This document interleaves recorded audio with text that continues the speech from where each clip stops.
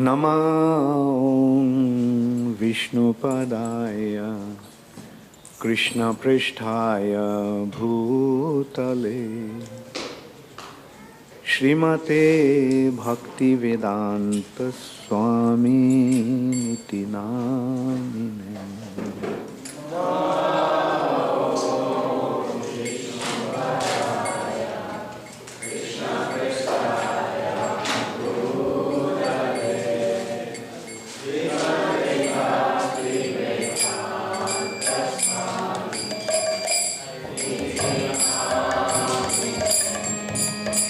Namaste Saraswati Deve Gauravani Pracharine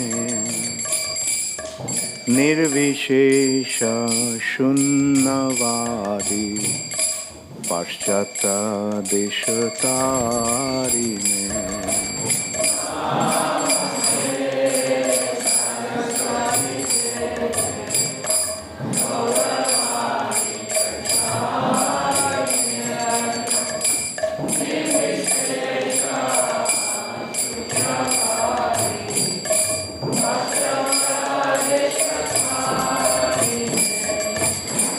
Shri Krishna Chaitanya Prabhu Nityananda Shri Advaita Gadadha Shri Vashadi Gaur Bhakta Vrinda.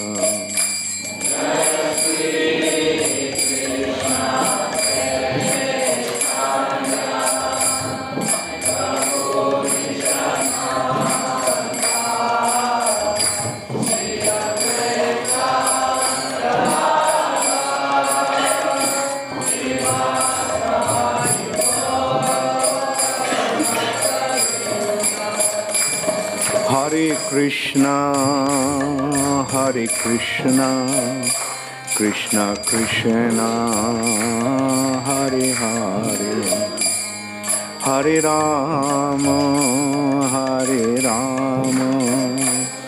Rama Rama, Hare Hare.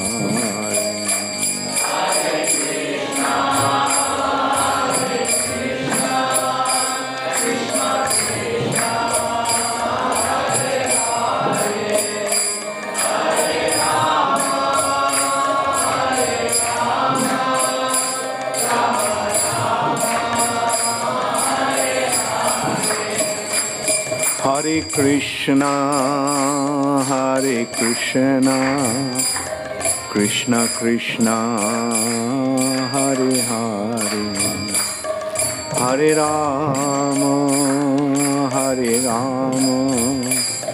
Rama Rama, Hare Hare.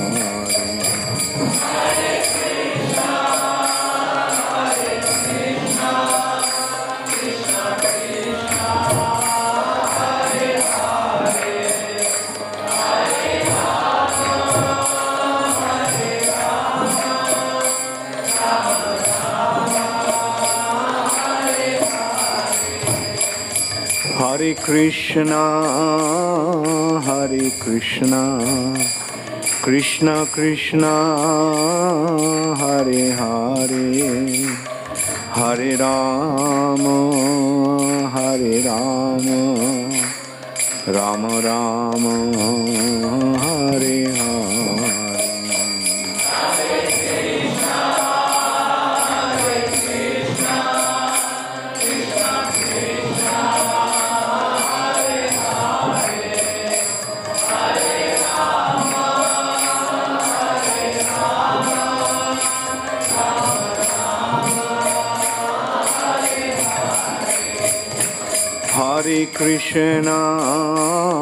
Hare Krishna, Krishna Krishna, Hare Hare, Hare Rama, Rama Rama, Hare Hare.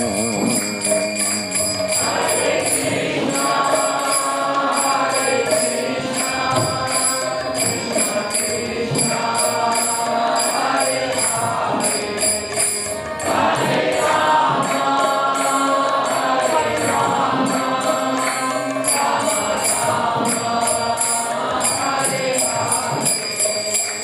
Hare Krishna, Hare Krishna, Krishna Krishna, Hare Hare, Hare Rama, Hare Rama, Rama Rama, Hare Hare.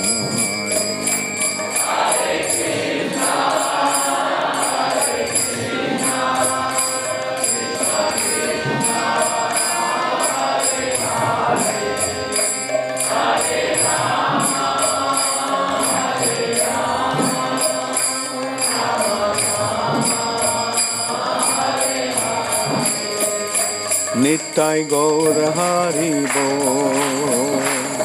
Hari Bo, Hari Bo,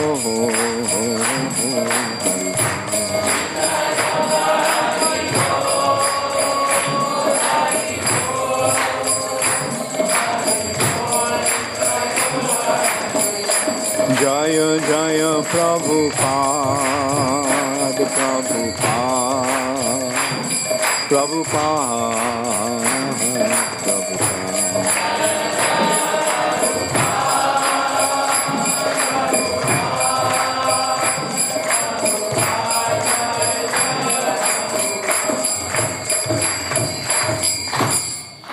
Gaur Premanande Hari Hari.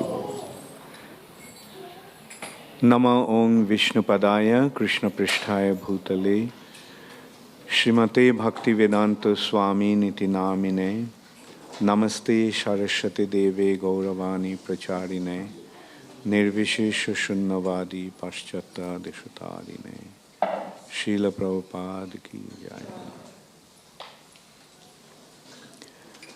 Hare Krishna. So,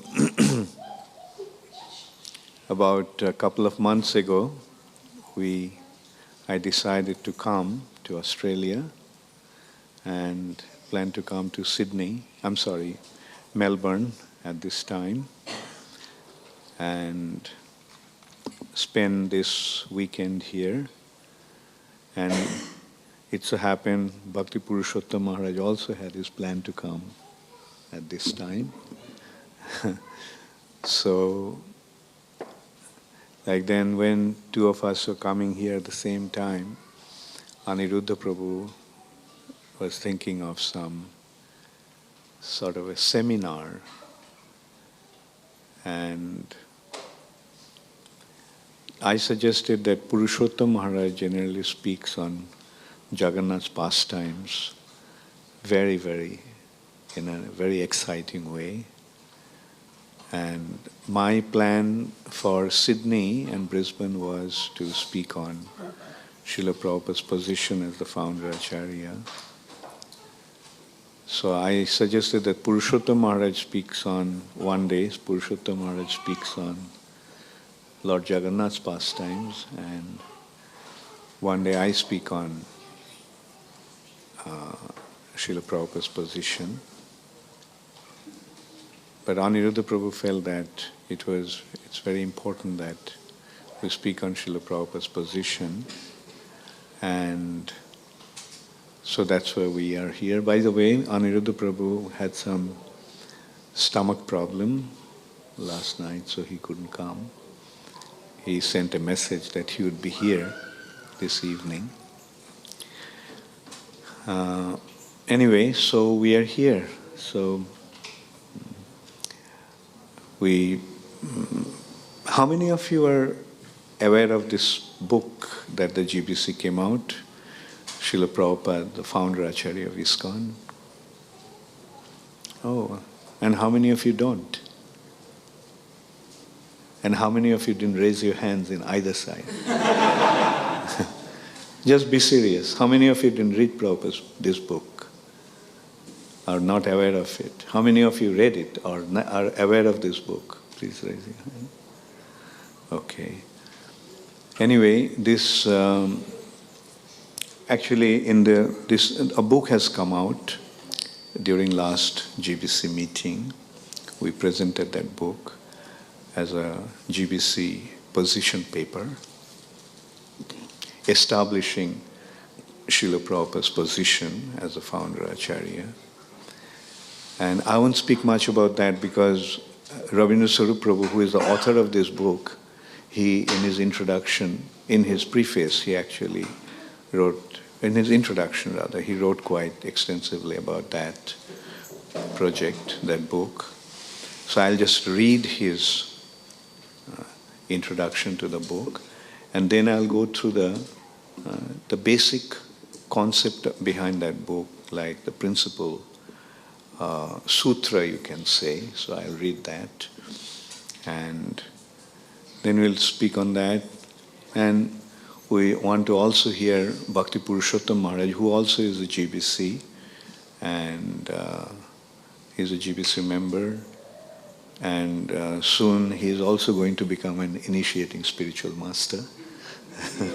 so it will be nice to get his perspective also on that, because, like we as Prabhupada's disciples see this point in a certain way naturally, being Srila Prabhupada's disciples.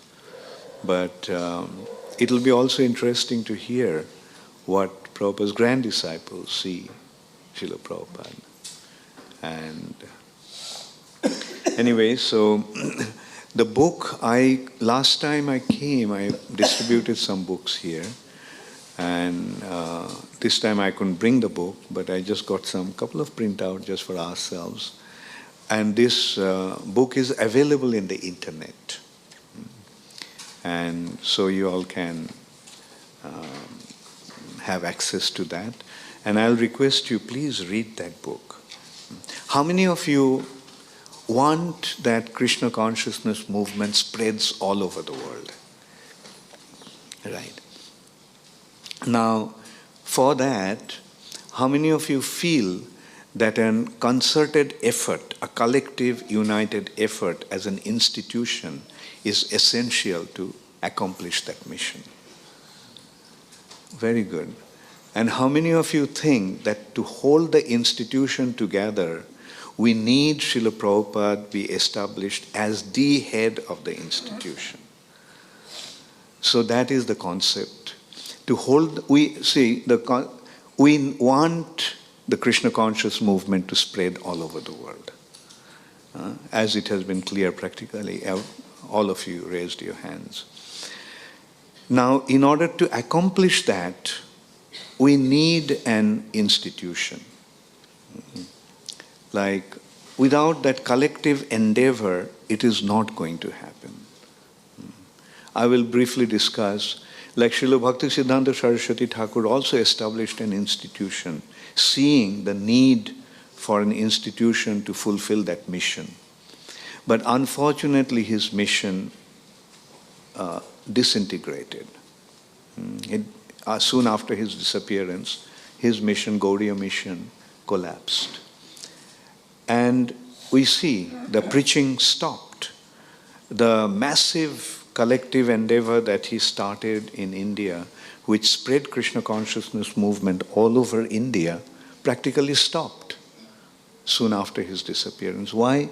Because the institution was not there to collectively organize and harmonize the endeavor of every single individual in the mission.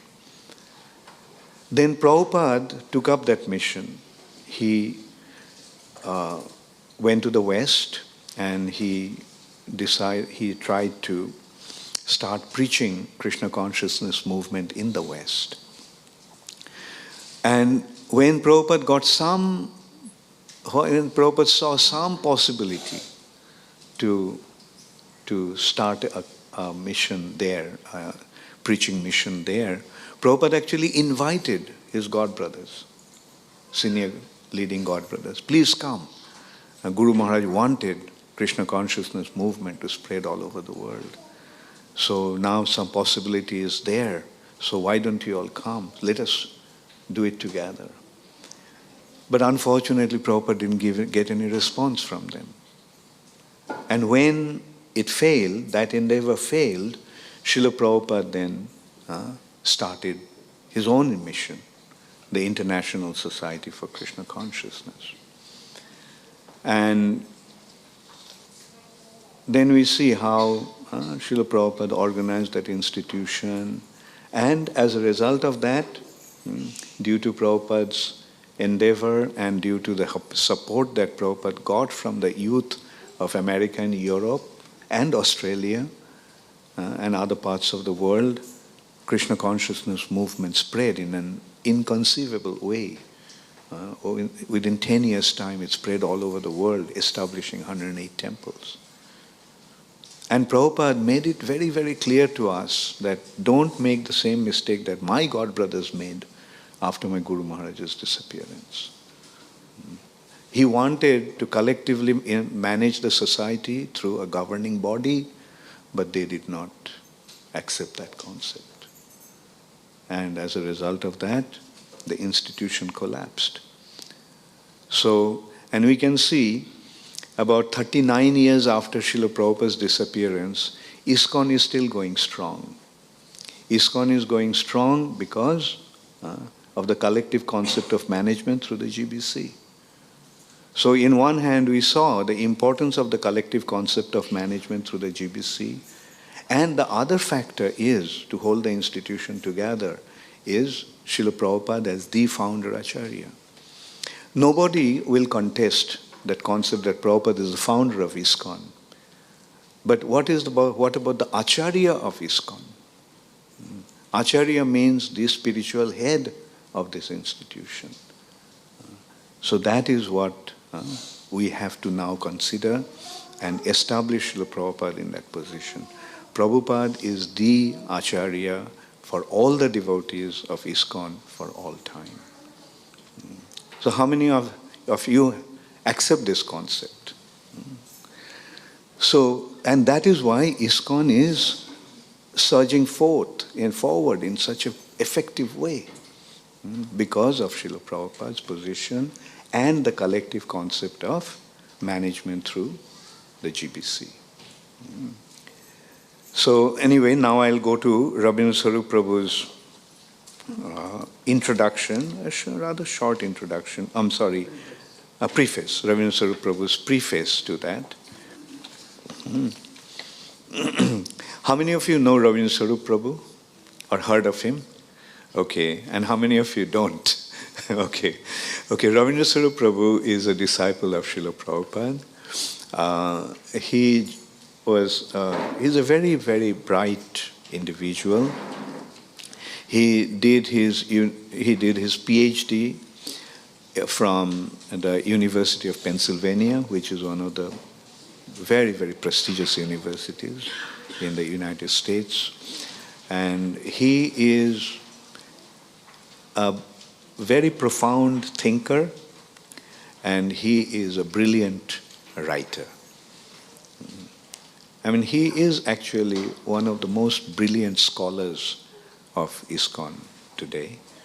And so he lives in Washington now, Washington Potomac Temple of ours.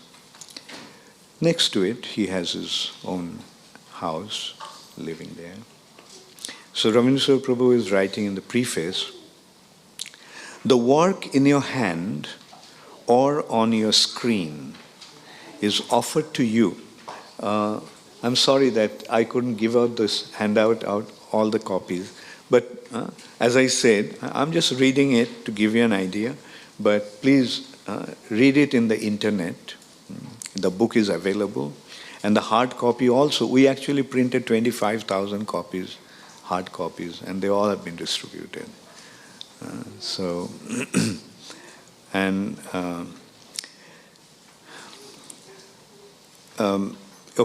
The work in your hand or on your screen is offered to you as one ripened fruit of the intensive, many-branched strategic planning project launched in 2006 by the Governing Body Commission of ISKCON. Okay, maybe I'll just briefly tell you also about the strategic planning. You see,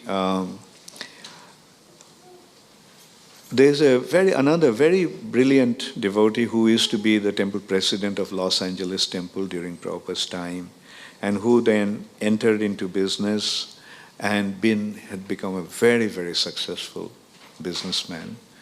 His name is Gopal Bhatta Prabhu. Gopal Bhatta Prabhu, he was not involved with ISKCON for many, many years. But then, towards the early 21st century, early 2003 or so, he started to get involved with ISKCON again. Now, he, with his managerial ability, when he started to discuss with the GBCs and giving his input, then we came out a concept that our planning for organizing ISKCON and effectively spread the movement should be properly organized and structured. And that's why in 2006 we had a meeting where we picked up different important areas of our preaching mission. And that meeting took place in October in Italy, in Prabhupada Desh, which is near Padova. And so in that meeting, there are different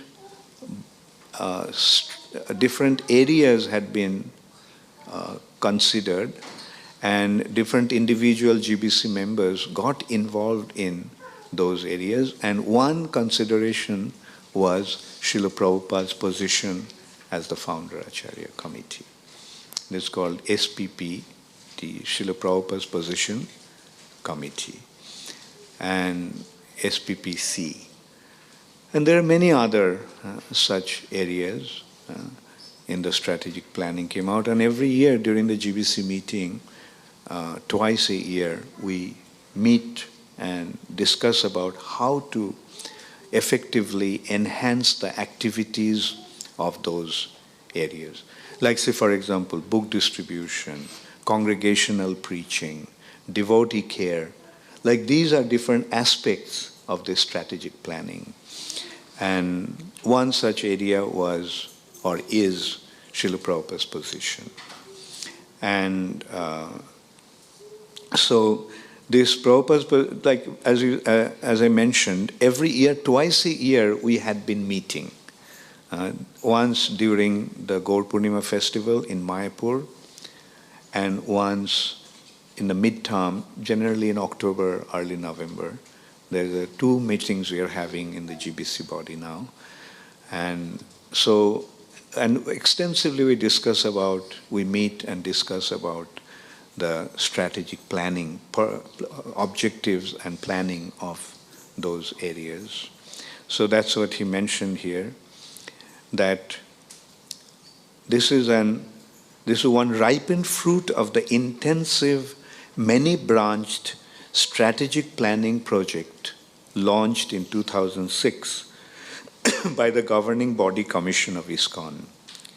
This ongoing endeavor has brought together many devotees worldwide to engage in systematic planning and development to realize a flourishing future for Srila Prabhupada's movement. Ultimately, we aim at the empowerment of our entire organization, every one of its members, all its various units, each of its managing and guiding authorities, so that all of them work united in effective cooperation to bring to fruition the desires of Srila Prabhupada and Sri Chaitanya Mahaprabhu. From the beginning, everyone understood that one particular element essential to this achievement was, as it was usually put, to keep Srila Prabhupada in the center. In this regard, the strategic planning team was acutely aware that the near future would confront ISKCON with a critical challenge.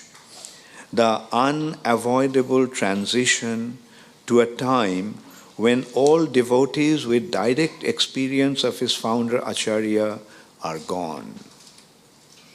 This imminent loss became an additional incentive for the work of the Srila Prabhupada's Position Committee, SPPC. All its members understood that Srila Prabhupada should be no less a presence to subsequent generations than he has been to the first. Indeed, some believe he could be even more. Like we notice that also, like Srila Prabhupada's grand disciples, and even in case of some great grand disciples, because some of Prabhupada's grand disciples are initiating today, as Kadambakanan Maharaj, and many others, like as I mentioned, Bhakti Purushottam Maharaj also will start. And so this is how the great grand disciples of Srila Prabhupada are also coming in the scene. And we notice that their love or their attachment to Srila Prabhupada is very, very remarkable. And that's why he mentioned in bracket that indeed some believe he could be even more. That is, Srila Prabhupada's position in their life can be even more than Prabhupada was in the life of his disciples. How to facilitate this? How to foster in all devotees in ISKCON, generation after generation, an ever-increasing awareness of the deep connection with its founder Acharya, so that all encounter him as a living presence in their lives. How will his mission, his teachings, his vision, his determination, his mercy become one with each and every beating heart? As a member of the SPPC, I was assigned the task of writing a foundational document for ISKCON devotees on the import of Srila Prabhupada's position as the founder Acharya. Having accepted this assignment, I found myself spending many days and nights absorbed in thinking somewhat obsessively about Srila Prabhupada, about his life and his heritage, about his movement, about myself as a disciple, and similarly my god brothers and sisters. During these days and nights, my mental and emotional states became acutely heightened and yet suspended from any determinate conclusion. And then I sat down. In 2 or 3 hours, I typed a short statement, no more than 3 pages, that seemed to come almost to its own accord. It was based on little or no research and no new finding, simply my own intuitions and realizations. I refined it somewhat and at the next available occasion presented it to the other members of the strategic planning group. To my relief, the overwhelmingly positive response assured me at least that I was heading in the right direction. The direction was given a concrete shape by the follow-up instruction. Great, they said. So far, now write a commentary. Incidentally, I am also a member of that committee. To my relief, the overwhelmingly positive response, I must note that the general great became attended by an entourage of detailed comments requesting in one place or another more support, clarification, or elaboration, comments indicating misgivings or areas of confusion, comments proposing other topics for conclusion or investigation, and so on. I took these comments away with me, and they turned out to be extremely helpful. And then, after tweaking of the short statement, I did as asked and began to write a commentary. Doesn't it show how profound a personality he is? Just these few last paragraphs. That shows he's a very, very deep-thinking person, and he's undoubtedly is the best person to write on this topic. Consequently, the final product, now at hand, comes in the form of a text with a commentary on the text. The text is given first by itself. The far longer commentary follows. In this part, the primary text makes its appearance in proper sequence, but is broken into convenient sections. The primary text is printed in boldface, while the following commentary on the section is rendered in regular type. The text is short, only 1,300 words, 5 pages. The commentary, as it turned out, is long, about 21,000 words, 79 pages. The text initially took about 3 hours to compose. The commentary, 6 years. He did extensive research, like although he mentioned 6 years, but I know that he took about 3 years to research on it and finally come out with the book. He did an extensive research. I mean, that's a scholar. Like, he just doesn't just come up with something, some idea.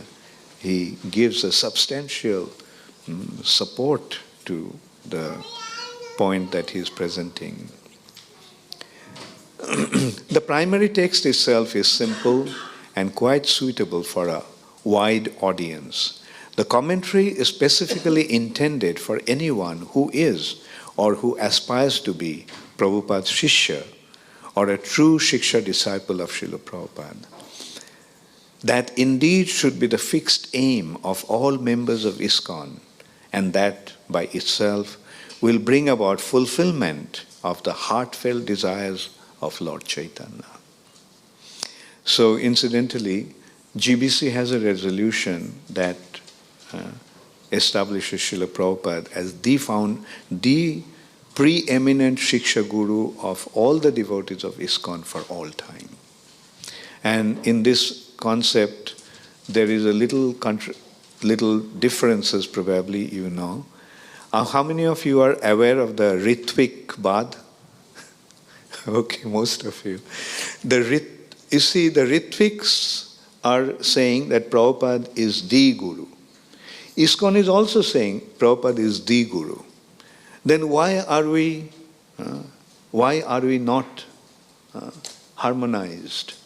The reason is we are saying Prabhupada is the Shiksha Guru of all the devotees of ISKCON for all time, whereas the Ritviks are saying that Prabhupada is the Diksha Guru of all the devotees, should be the Diksha Guru of all the devotees of ISKCON for all time. Now, a concept like that we cannot accept because it is not approved by Sadhu, Shastra, and Guru. Nowhere in the past such a system has been prevalent. In the scripture there is no mention of such a culture, that even after his disappearance one person will continue to give Diksha. And on top of everything, Srila Prabhupada never said anything about that. So when something, our approach is Sadhu, Shastra, and Guru. It must be established on these 3 principles. Our previous Acharyas must have established a system. It is supported by the scriptural injunctions, and our Guru also has mentioned about that. Now, our Guru Srila Prabhupada, who is the founder Acharya of ISKCON, he never mentioned that. Sometimes Prabhupada did something and they misconstrue certain statements of Srila Prabhupada as that the support of their concept. Anyway, so that is just a side consideration. The unexpectedly long and sometimes difficult labor on the commentary brought me an unanticipated benediction. I learned in depth things that I had previously known only superficially or formally. I began this work knowing Srila Prabhupada was a great disciple, but now I have gained a more thorough and profound knowledge of just how great he is, an awareness, I confess, that continues to grow. Like, the real greatness of Srila Prabhupada is his total adherence to his spiritual master's teachings. Like we can see, his spiritual master just once mentioned, you spread this mission of Chaitanya Mahaprabhu throughout the world through English language. And Srila Prabhupada took up that instruction as his life's mission. And practically when we read Prabhupada's life, we see that Prabhupada, from that time, he just committed himself. And he gave up his very bright career. At the age of 26, he was one of the managers of he was the manager of one of the first pharmaceutical companies in India. And he quit his job. He was a householder with a child. Prabhupada didn't care. He just committed himself to that mission. So in this way we can see how committed Srila Prabhupada was to his spiritual master. And that is the greatness of the disciple. So that's what he is pointing out here.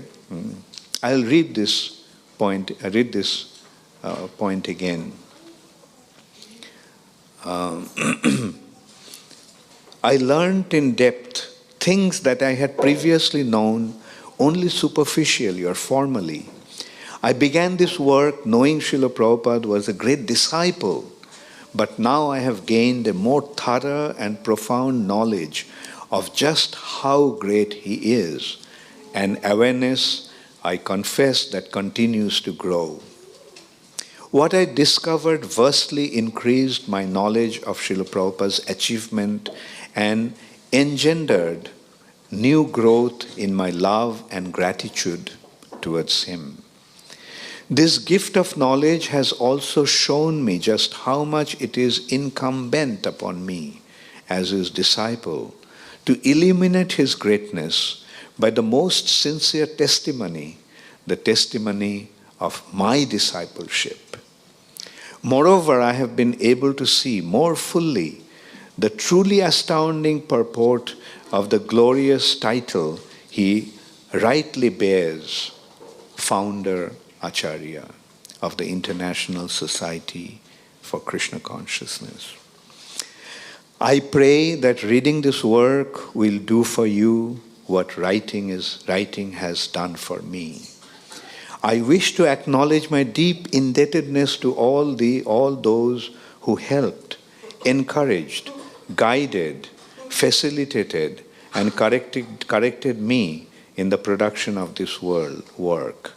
The overall strategic planning mission directed by Gopal Bhatta Prabhu and his able assistants created and sustained the conditions which made this result a deliverable possible.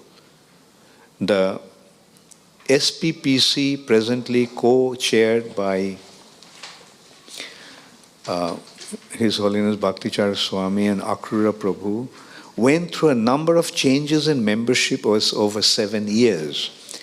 But the consistent feedback and encouragement from all who serves and served in that group proved more valuable to me than I was often able to express. I do so now in gratitude. Many senior devotees outside the SPPC also reviewed the work in progress. In particular, a special Sannyasi Guru and GBC Sangha of 100 and so leaders convened in Mayapur in February 2013, reviewed a draft of this work and took the time to provide invaluable comments and reflections. The same draft profited from the response solicited from 20 or so other senior members. Out of this emerged the final draft, which was reviewed once more by the GBC while meeting at Juhu in October 2013. With a few more suggestions for improvement, the GBC gave its unanimous approval for the publication of this work as an official statement by the GBC. My debt to the GBC members for their patience, for their help, and most of all, for their blessings cannot be repaid. I wish all to thank my most immediate help, my disciple Shraddha Devi Dasi, provided continuous organization and technical support to this effort, as well as consummate editorial assistance and advice. My wife Saudamani Devi Dasi was also an acute reader and critic of the work in progress, as well as the unfailing provider of life support. I am a difficult person to take care of, but she did it anyway. Your servant in Srila Prabhupada's service, Ravindra Sarup Das, Philadelphia, Pennsylvania, December 2013. So now I'll go to the main paper, which is just about 4 pages. So the paper reads, as I said, like the first aspect that Ravindra Sarup Prabhu wrote is very short. It's about 4 pages. And he presented it to us in that meeting. That was about 4 years ago. And we greatly appreciated that. And as he mentioned, that we suggested that, yes, that is the theme, and now you give the purport. This is a sutra, now you give the Vashya. So I'll just read the sutras. Prabhupada as founder Acharya of ISKCON. Srila Prabhupada showed great concern that his position as ISKCON founder Acharya always be prominently recognized. He mandated that in each of his books, the title page and cover display his name in full. His Divine Grace, A.C. Bhaktivedanta Swami Prabhupada, with founder Acharya of the International Society for Krishna Consciousness, placed immediately below. Similarly, he ordered that founder Acharya, His Divine Grace A.C. Bhaktivedanta Swami Prabhupada, appear directly beneath International Society for Krishna Consciousness. Wherever the name ISKCON would come, Srila Prabhupada's name and the title, the founder Acharya, must be there. So that Prabhupada himself established.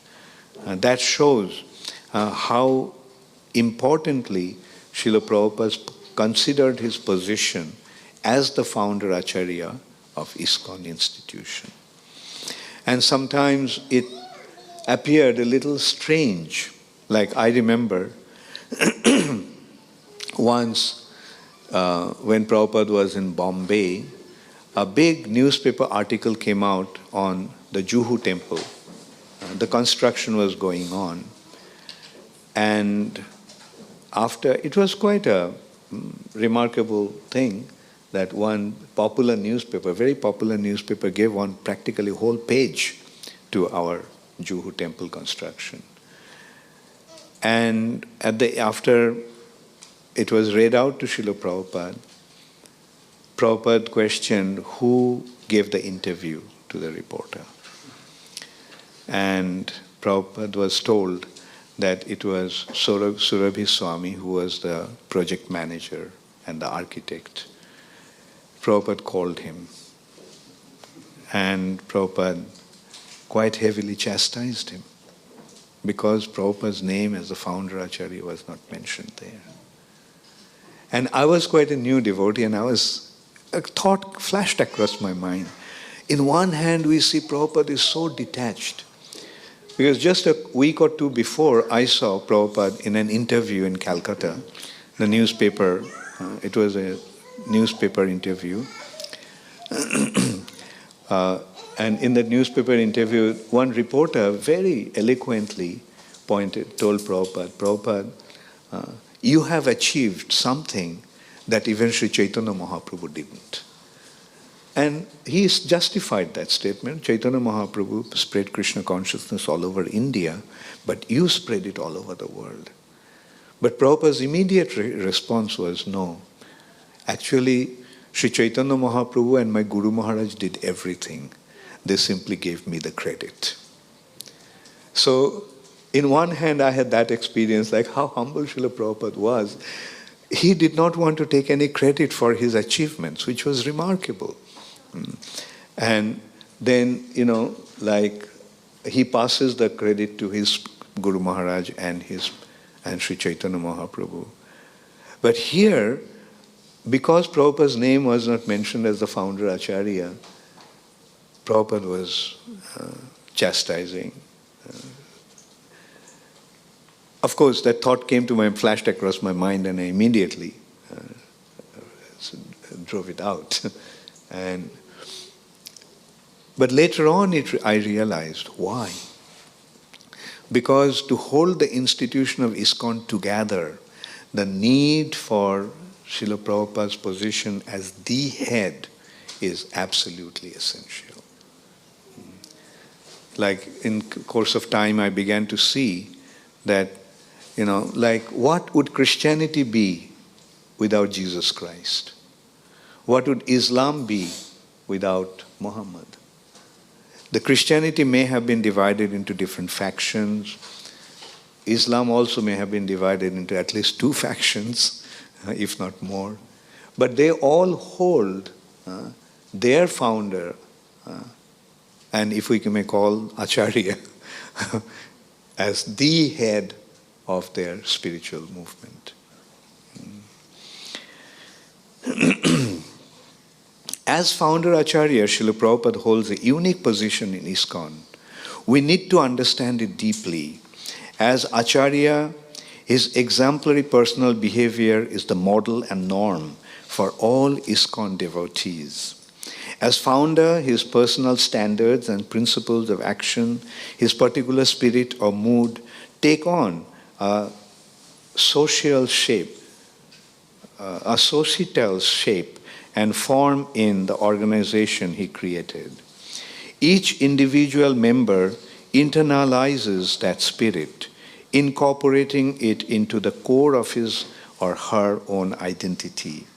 His spirit pervades the institution as the essence of its own culture, and the members become its visible embodiment in the world.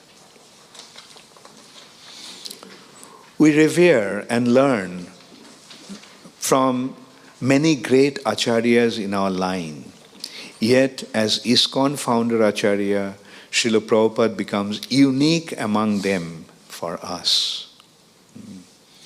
All the acharyas are there in our disciplic succession, brilliant personalities, contributed such inconceivable spiritual rewards and assets to this movement.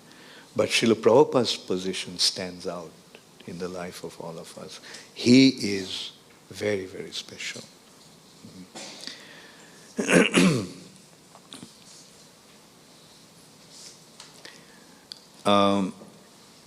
In ISKCON, Srila Prabhupada himself remains present generation after generation as the single prominent Shiksha Guru, immanent in the life of each and every ISKCON devotee. A perpetual, indwelling, active guiding and directing presence.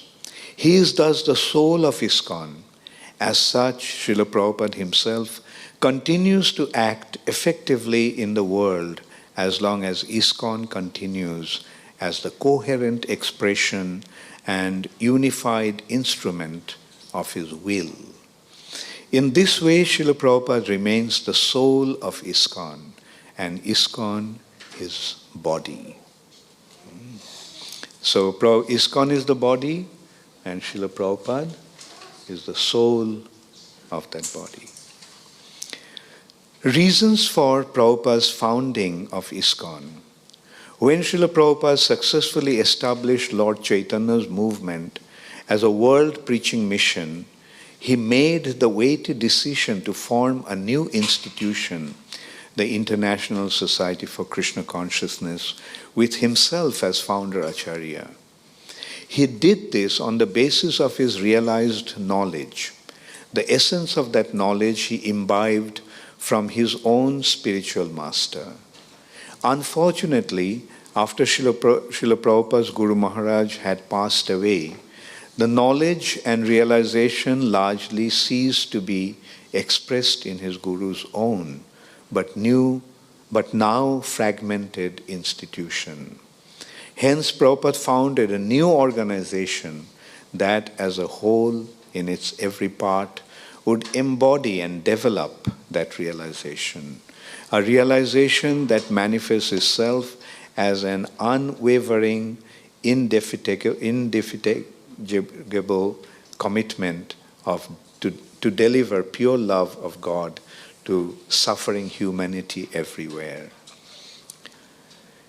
The institution that would be able to act on this commitment with united force over large span of space and time needs a unique form.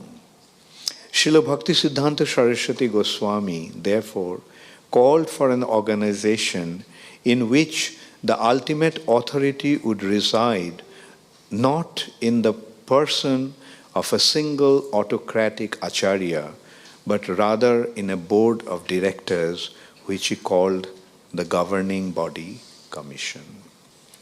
The Gaudiya Math failed to realize this structure, and so Prabhupada said became useless. Our central challenge, Srila Prabhupada established, our central challenge is the title. Srila Prabhupada established such a structure for ISKCON, putting the Governing Body Commission in place in 1970 and overseeing its gradual articulation and development, stating that he wanted there to be hundreds and thousands of spiritual masters within ISKCON. He implied that the normative guru-disciple relationship would be perpetuated within the unified institution under the direction of the GBC. In such an organization, many gurus would be able to act with concerted force, operating together with other leaders and managers in collegial accord. Yet, as long as Prabhupada was present as the sole Acharya and Shiksha Guru, sole Acharya and Diksha Guru, Yet, as long as Srila Prabhupada was present as the sole Acharya and Diksha Guru, the structure necessarily remained in embryonic form, a child still in the womb of its mother, its form and function necessarily not fully developed.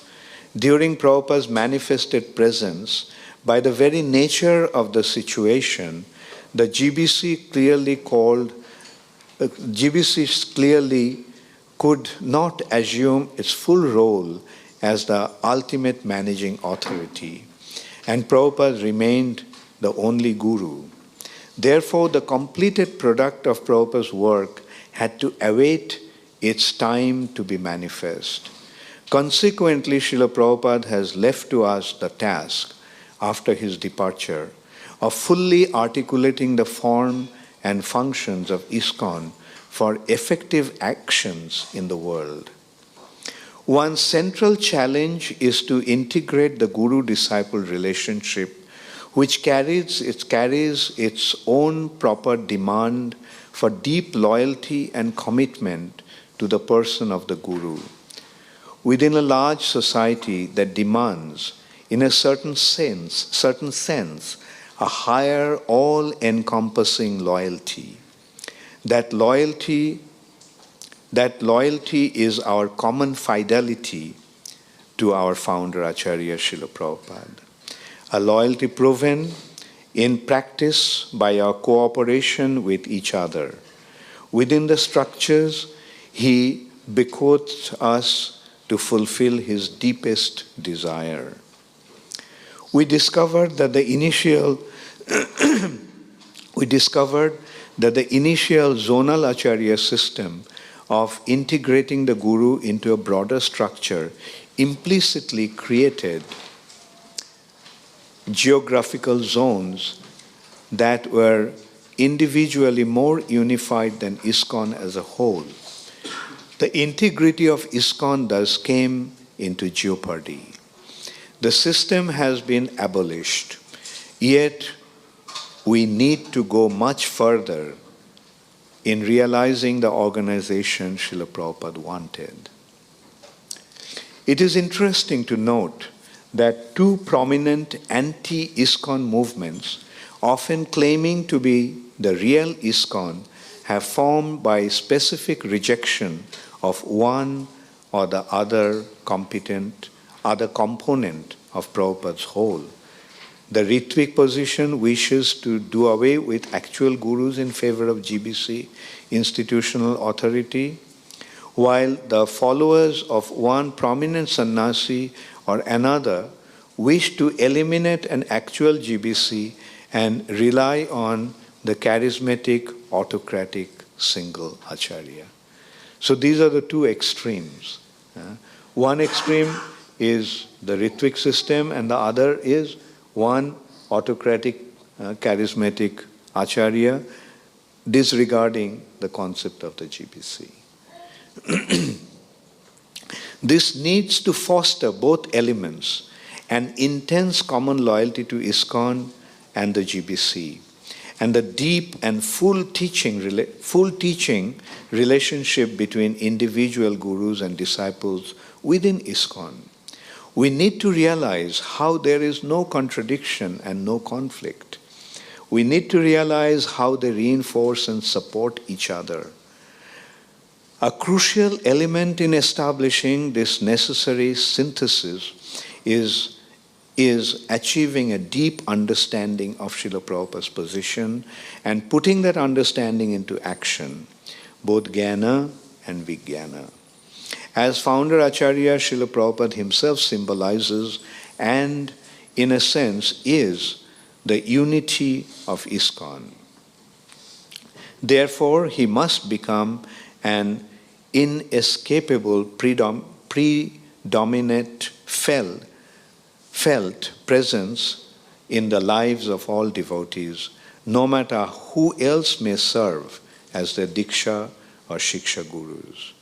Gurus still manifest in the world tend to make a more vivid impact on their followers than those now unmanifest in form.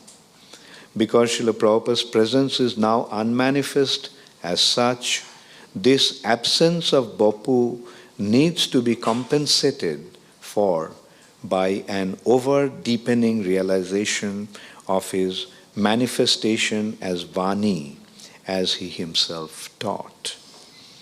Such presence needs to become so much a part of the fabric of ISKCON to become the essential savor of his culture, that his presence will not diminish even when all who personally knew Srila Prabhupada follow him from this world.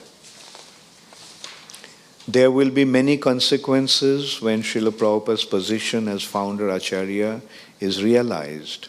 Among them, one, generation after generation will be enabled to receive the special mercy offered by Srila Prabhupada. The path back to Godhead he opened will become ever increasingly traveled.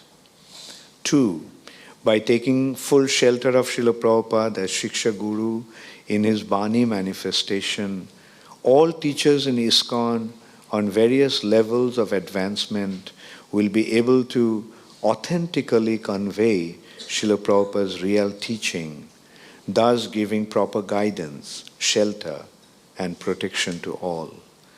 Srila Prabhupada's active presence will secure the unity and integrity of ISKCON. 4. ISKCON's teachings will remain consistent over space and time. 5. Srila Prabhupada's realized knowledge, endowing him with the specific potency to spread Krishna consciousness, will not only be preserved but also developed. 6. His books will remain central to us, for they contain insights and directions that await future development to be realized. 7. Srila Prabhupada's eye will always remain the lens through which all future generations see our predecessor Acharyas. So this is the essence, the main point of this paper. And as Ravindra Prabhu mentioned in his preface, that this paper, this was written in about 5 pages. And to elaborate that, through extensive research, he gave 79 pages of presentation. So, anyway, this paper, as I mentioned, is very well researched. There was no room for concoction or speculation. Everything was based on very authentic and systematic research findings. And plus, the main substance is actually Srila Prabhupada's own statements. Srila Prabhupada wanted it. Therefore, we have to implement it. And now we are actually trying to find out, why Prabhupada did that. As I mentioned, I had my doubt at one point, why Prabhupada was. And with the passing of time, I am seeing that. The importance of Srila Prabhupada's position. And as I pointed out, ISKCON as an institution is extremely valuable. If we see the history, Srila Bhaktivinoda Thakur established the concept in his writing. That concept was actually Namhat. And he gave the concept and the concept of an institution, how everybody would find his place there in Namhat, where Nityananda Prabhu is the sole distributor. Chaitanya Mahaprabhu is the giver of the commodity. He is giving the commodity, Sankirtan movement, Krishna Prem. And Nityananda Prabhu is the soul selling agent. He is the main distributor.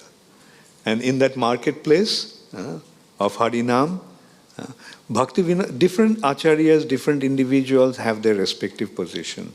But what is Bhaktivinoda Thakur's position in that? How many of you remember that? In that Namhat, the marketplace of the holy name, Bhaktivinoda Thakur placed himself as a sweeper. He's a sweeper, keeping that place clean.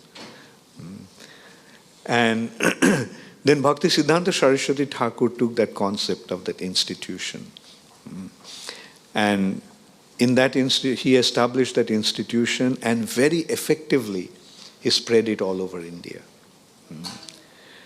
Mind you, at that time, about 100, almost 90 years ago, he established 65 63 actually, 63 temples or centers in India and one center in Burma. So at that time he established 64 centers. Even today, ISKCON, I think, don't have 64 centers in India. I mean, we see how effectively he must have been establishing his institution at that time. Yeah, but that's different. Like, I mean, he's talking about centers, like temples, like, yeah, and spread. I mean, I was just trying to point out the effectivity of his preaching at that time. He suggested to his disciples that they collectively maintain that institution. And his vision actually was, his sight was fixed on the West. He established it himself throughout India. But West is yet to be conquered. And he even spent his money, sent his disciples to the West. But they didn't succeed. But then Prabhupada goes there. Srila Prabhupada goes there and he starts the mission. I mean, and unfortunately, by that time, Srila Bhaktisiddhanta Saraswati Thakur's institution disintegrated. It disintegrated. And mind you, one important thing in there, that most of his sannyasis maintained their spiritual life without falling down. One person fell down and that caused massive damage. But most of his other sannyasis, they were continuing in their spiritual life. They had their own temples, they were giving initiations. But the preaching mission, the way Bhaktisiddhanta Saraswati Thakur established, failed. It disintegrated. They were continuing in their small way, but the massive propagation of Krishna consciousness practically came to a standstill. On the other hand, we can see, although it's not a very pleasant topic to discuss, that in ISKCON, so many sannyasis and so many gurus have fallen down. But ISKCON is continuing to grow. Why? Because of the institution. In this way we can see the importance of the institution. And to hold that institution together, to continue the mission, these two factors are absolutely essential. One is the collective concept of management through the GBC, which Prabhupada emphatically established.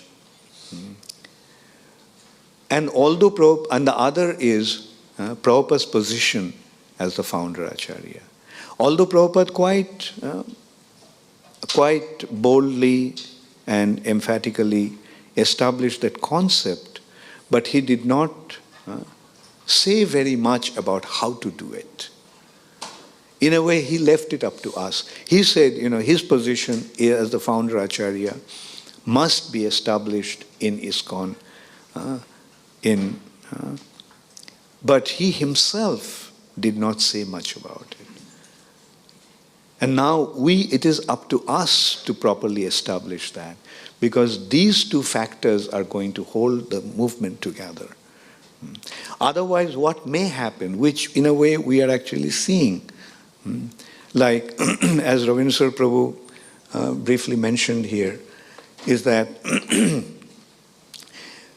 the presence of the personality, when he is present, his presence is felt more effectively, more intensely than the person who is absent. So in this way, we are actually running the risk in some way that the present Guru's importance may become more prominent than the importance of Srila Prabhupada in the lives of the devotees of ISKCON. it happens. Like as a guru, I myself see that. Like it is natural. The devotees develop their relationship with their leaders, both Shiksha Guru and Diksha Gurus. But the thing is that Prabhupada's importance must supersede all those considerations.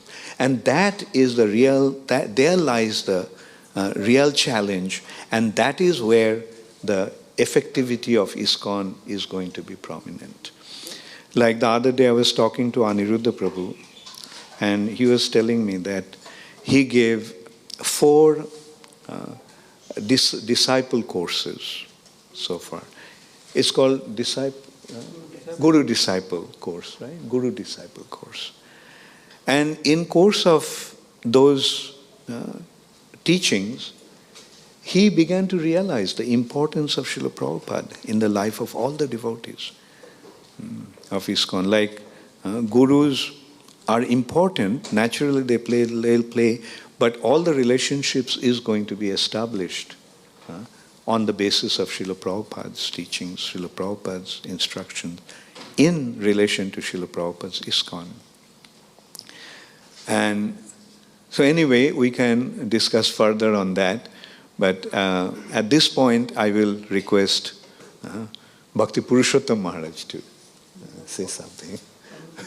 Please, no, you are a thoughtful person, you are a guru, you are a GBC, and you are a guru in many ways, like Shiksha Guru, Sannyasi is a Shiksha Guru, and you're preaching all over the world. And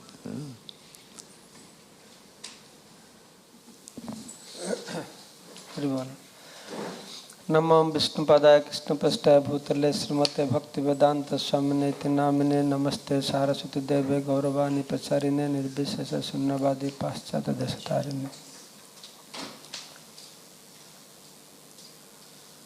Actually, I was not expecting to speak on this.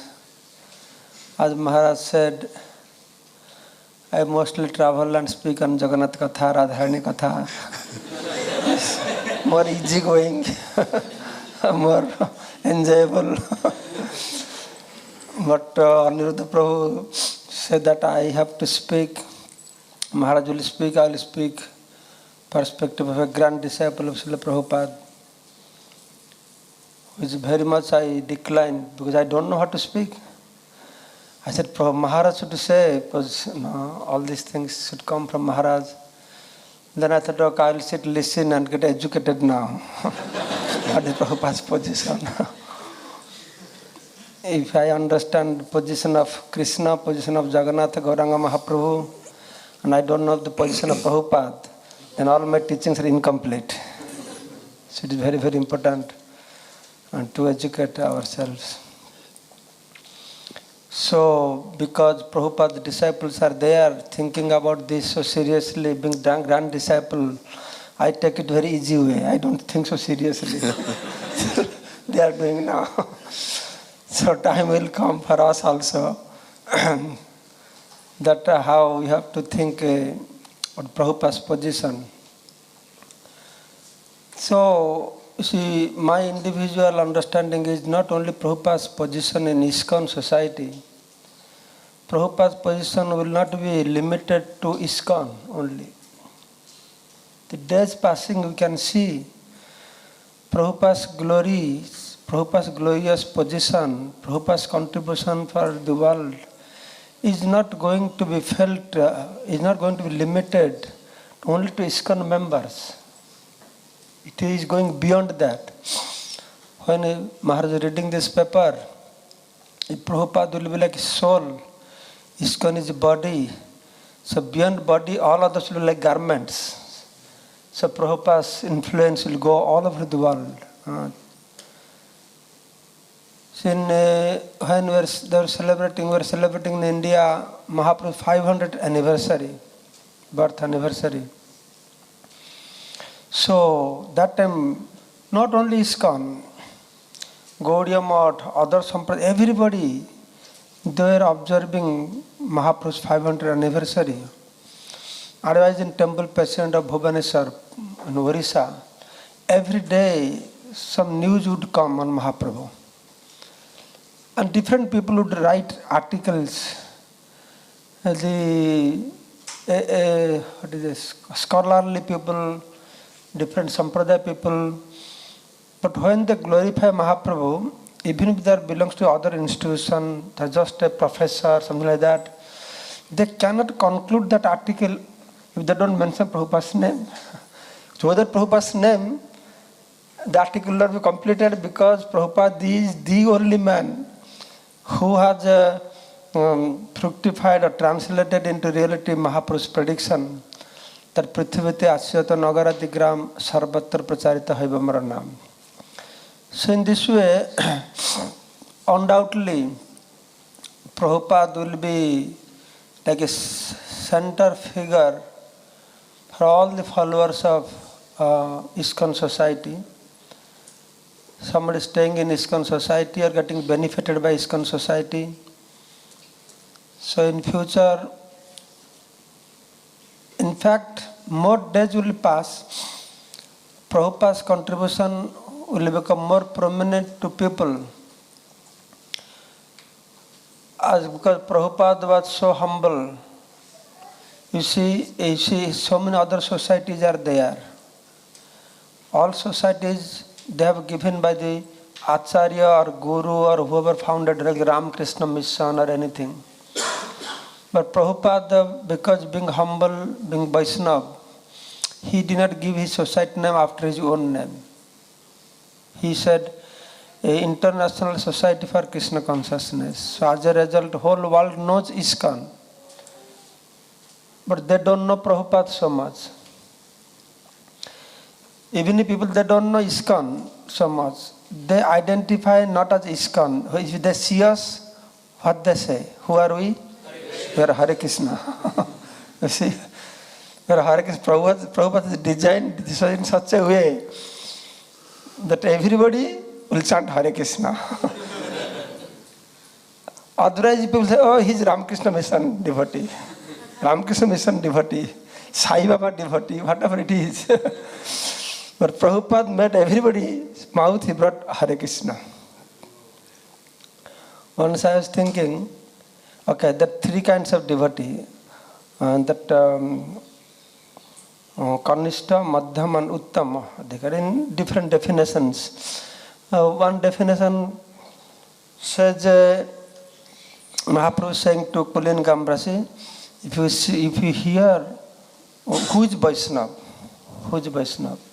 If you hear Krishna once from somebody's mouth, he is Vaishnava. The next year they asked, who is Vaishnava? Then Mahaprabhu said, who is constantly chanting Hare Krishna, he is Vaishnava. The next year again they went, again asking same question. So Mahaprabhu smiling. I told you last year again asking. Mahaprabhu said, by seeing somebody, you feel to chant Hare Krishna, he is devotee. Then is given is Madhyam, Kanishta Adhikari. And if somebody, you hear Hare Krishna, you respect him mentally. He could be a crazy fellow also, he could be a drunkard. But accept him Vaishnava, but he could be crazy also. Mentally you respect him. And it's like your Kanishta Adhikari. And Madhyam Adhikari, who is chanting continuously Hare Krishna. And Uttam Adhikari, by seeing somebody, you feel to chant Hare Krishna. So I was thinking, meditating on this. So once Prabhupada was asked, Prabhupada, how many pure devotees are there on the earthly planet? What Prabhupada said? Yeah, some devotees are there, so these are only pure devotees. So how is it possible? Only these are pure devotees, nobody is pure devotees. So the point is, it's true what Prabhupada said. This is definition of Mahaprabhu. If you see somebody, you feel to chant Hare Krishna, they are most pure devotee. And that is what happened to all ISKCON devotees. If anybody see us on the street, immediately say, oh, Hare Krishna. So that means what Prabhupada has created. In this definition, what Mahaprabhu is saying, by you see somebody, people feel to chant Hare Krishna. So in that way, Prabhupada has created a society of pure devotee. No, the way Mahaprabhu has analyzed. So, but this thing will take time for people to understand. It will take time. This will be unfold in due course of time. Prabhupada's glory has not been realized by the people of this earthly planet. More days will pass. As Rabindra Prabhu has written, in future generations, they will understand Prabhupada's position in much more better way, definitely. Future generation of not only ISKCON followers, initiated devotees, the whole world will recognize that. And we can see that. The Prabhupada is important. Even in Karmi world also, I saw on internet somewhere, they have given the best people of the world. After 60s, they did miracle. And Prabhupada is in second position. Nothing to do with ISKCON devotees. The outside people, they are judging. In Bengal also, the best people of Bengal, they judged Prabhupada, outside people in the whole page, one page on communist newspaper page. In the whole page they have put this. And Prabhupada has taken the majority portion, they are glorifying Prabhupada.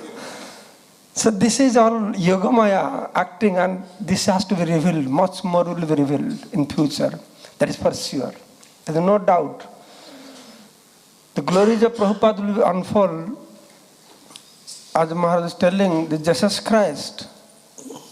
Jesus Christ. You see, is there anybody in the whole world, whether it's Muslim, Hindu, or Christian, or Buddha, or Yehudi, has not heard Jesus Christ's name? Is there anybody? Yes? Yes or no? Is there anybody does not know? Has not heard? Everybody. Doesn't matter. So one day, Prabhupada's position will be like that. But Prabhupada did not want that he will be very well known. He wanted Krishna's name will be well known. So, I hear from the people who they read Prabhupada's book. Actually, Krishna consciousness philosophy is there. But we don't learn more, we don't learn much by reading Krishna consciousness philosophy as much as we learn by reading the lifestyle of the people that practice Krishna consciousness. I know from my childhood, we used to read Gita. I used to read Gita, but I have never understood Gita until I read Prabhupada's Gita. But even if I was not understanding Gita, philosophy, but I was convinced Krishna is Bhagavan. There is no need to convince me by giving Shastra. How I was convinced? We were hearing the stories of different great saints and how they have implemented the Krishna consciousness in their life. So for future, Prabhupada's life will be regarded as a big Purana also. As a big Purana also. Because in his life, the way the Krishna consciousness has unfolded, and we have not seen before, as Purana is being used for practicing Krishna consciousness, in future Prabhupada's life, all Prabhupada's disciples writing so many books. Sometimes I feel there should be more and more books because many things we don't see about Prabhupada in books. It happens different Prabhupada's disciples, they speak out of Prabhupada. We don't read in there. I am thinking maybe all Prabhupada's disciples should write all their relation about Prabhupada. Just like when we read the Chaitanya Charitamrita and Krishnadas Kaviraj Goswami saying, when we read Chaitanya Charitamrita, Chaitanya Bhagavata, so sweet, so nectarian. And that is only fraction of what Mahaprabhu has done, what Mahaprabhu has taught. Now, when I read, I feel, why every day of Mahaprabhu's life is not there? It would unlimitedly, so many hundreds of thousands of books would read and enjoy. And Prabhupada's life would be like that also. And Prabhupada's life reading will change people's life also, their understanding. But Prabhupada's life, the whole, all Krishna consciousness, principles, philosophy, we can see to Prabhupada's life. As we read Bhaktivinoda Thakur's song, if somebody will read only his songs, that he composed, no need of reading Gita, Bhagavad, Upanishad, anything. Everything is there. So Prabhupada is a personality like that. Prabhupada is not just a ordinary guru or ordinary personality. Sometimes, for me, the unique position of Prabhupada, that what way he is unique. Okay, he revealed the whole Vedic wisdom to the whole world, to the Western world, and to the Eastern world also. We chant Paschata Desatarine, but I think he has Paschata Desatarine and Prachya Desatarine also. Because Prachya people are more in ignorance than Paschata people.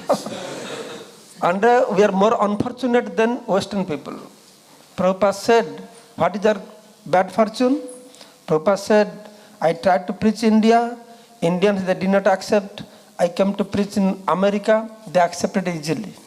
That is because Indian people, they commit so much sadhu aparad, Vaishnava aparad. In America, there is no Vaishnava. So they have not committed any aparad. So very easily, they accepted this. So that way, we see we are more fallen. Those people they may be very sinful, but we are offenders. They are not offenders. Actually, interestingly, Vrindavan Das Thakur telling that Jagai Madhai, they become Krishna Prem. They got Krishna Prem. They are so sinful. There is no sin, Jagai Madhai, they have not committed. No sin. Every sin they have committed. Once Jayapataka Maharaj was telling, Acharya Jagai Madhai, they're from Brahman family, no? They have all Puranas in their house. So every day they would read Puran. You know why they would read Puran? They would read Puran and find out how many varieties of sinful activities are there. They make a list of other sinful activities and they make sure all sinful activities every day we perform. So determined. So Vrindavan Das Thakur wondering how these people, these fellows, they got Krishna Prem. So sinful.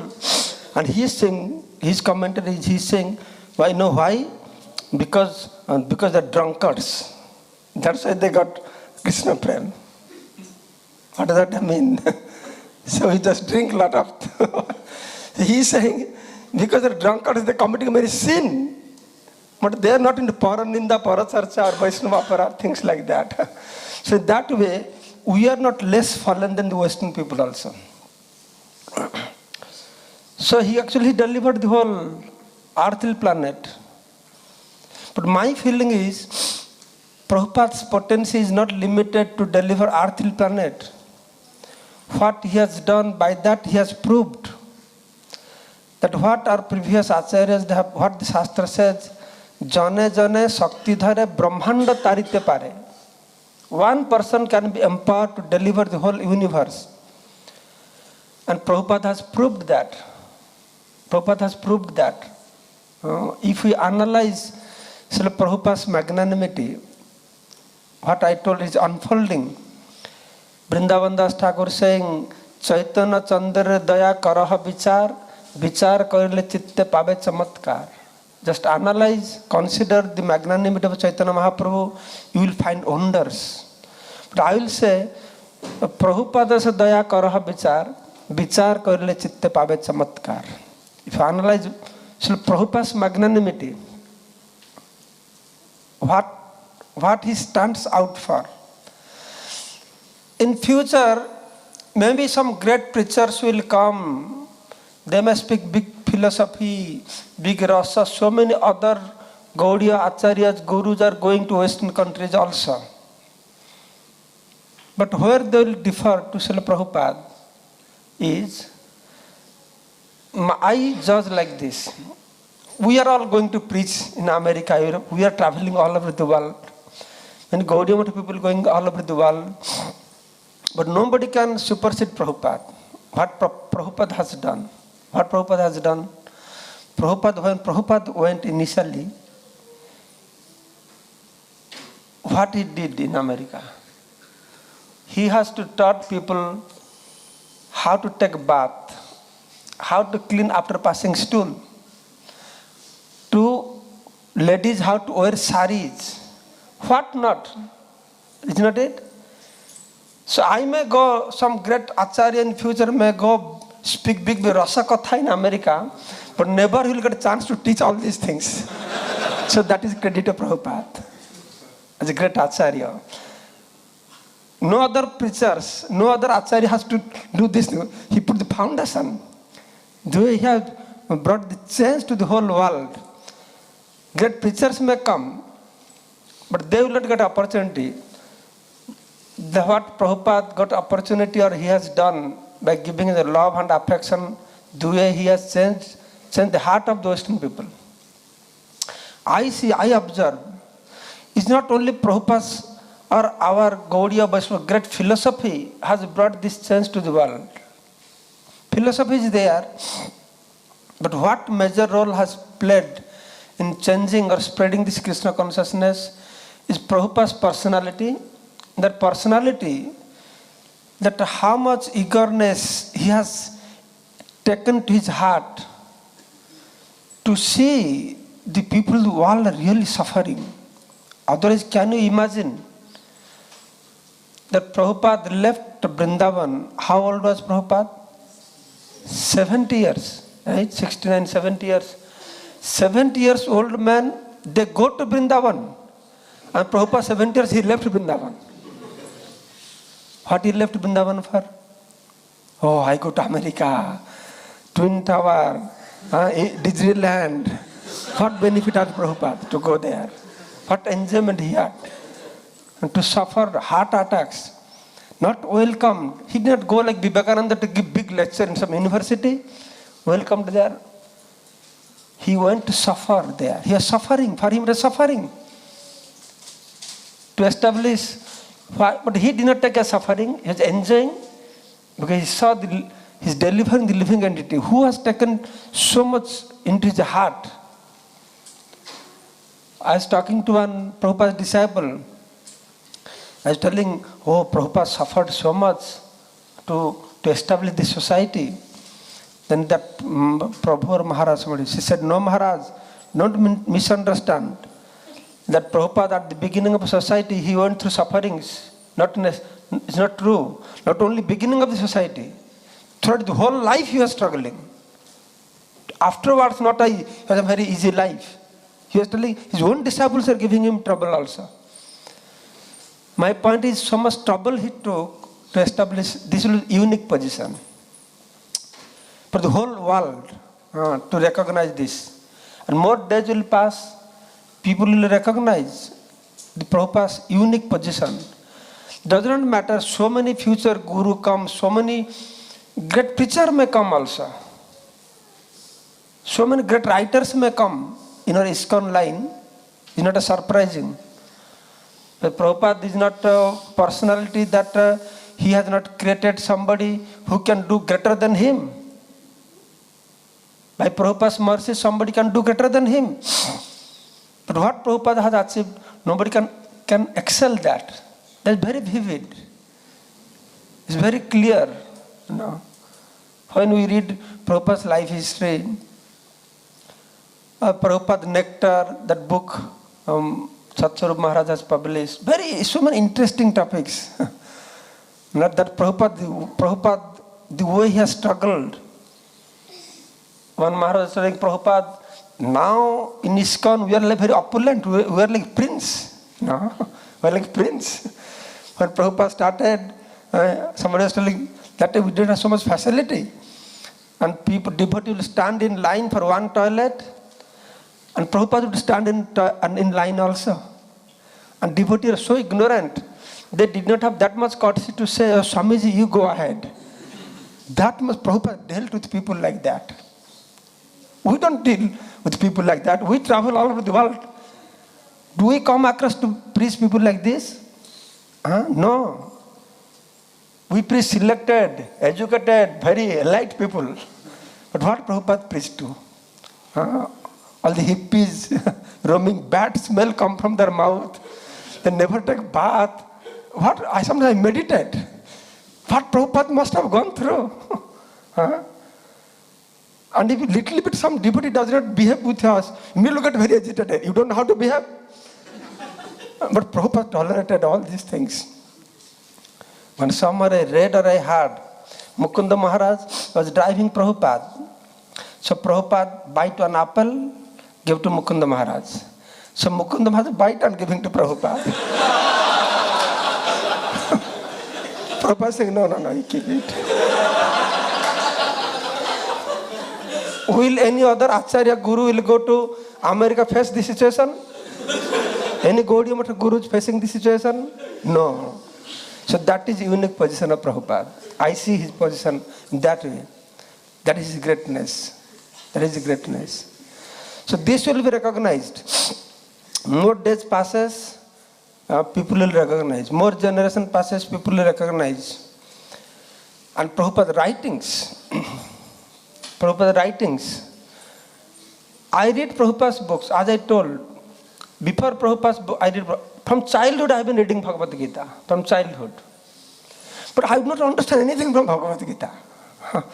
But because father, mother, everybody reading is a good thing. Ramayana, okay, understand, because all stories are there. But Gita, nothing I would understand until I read Prabhupada's books.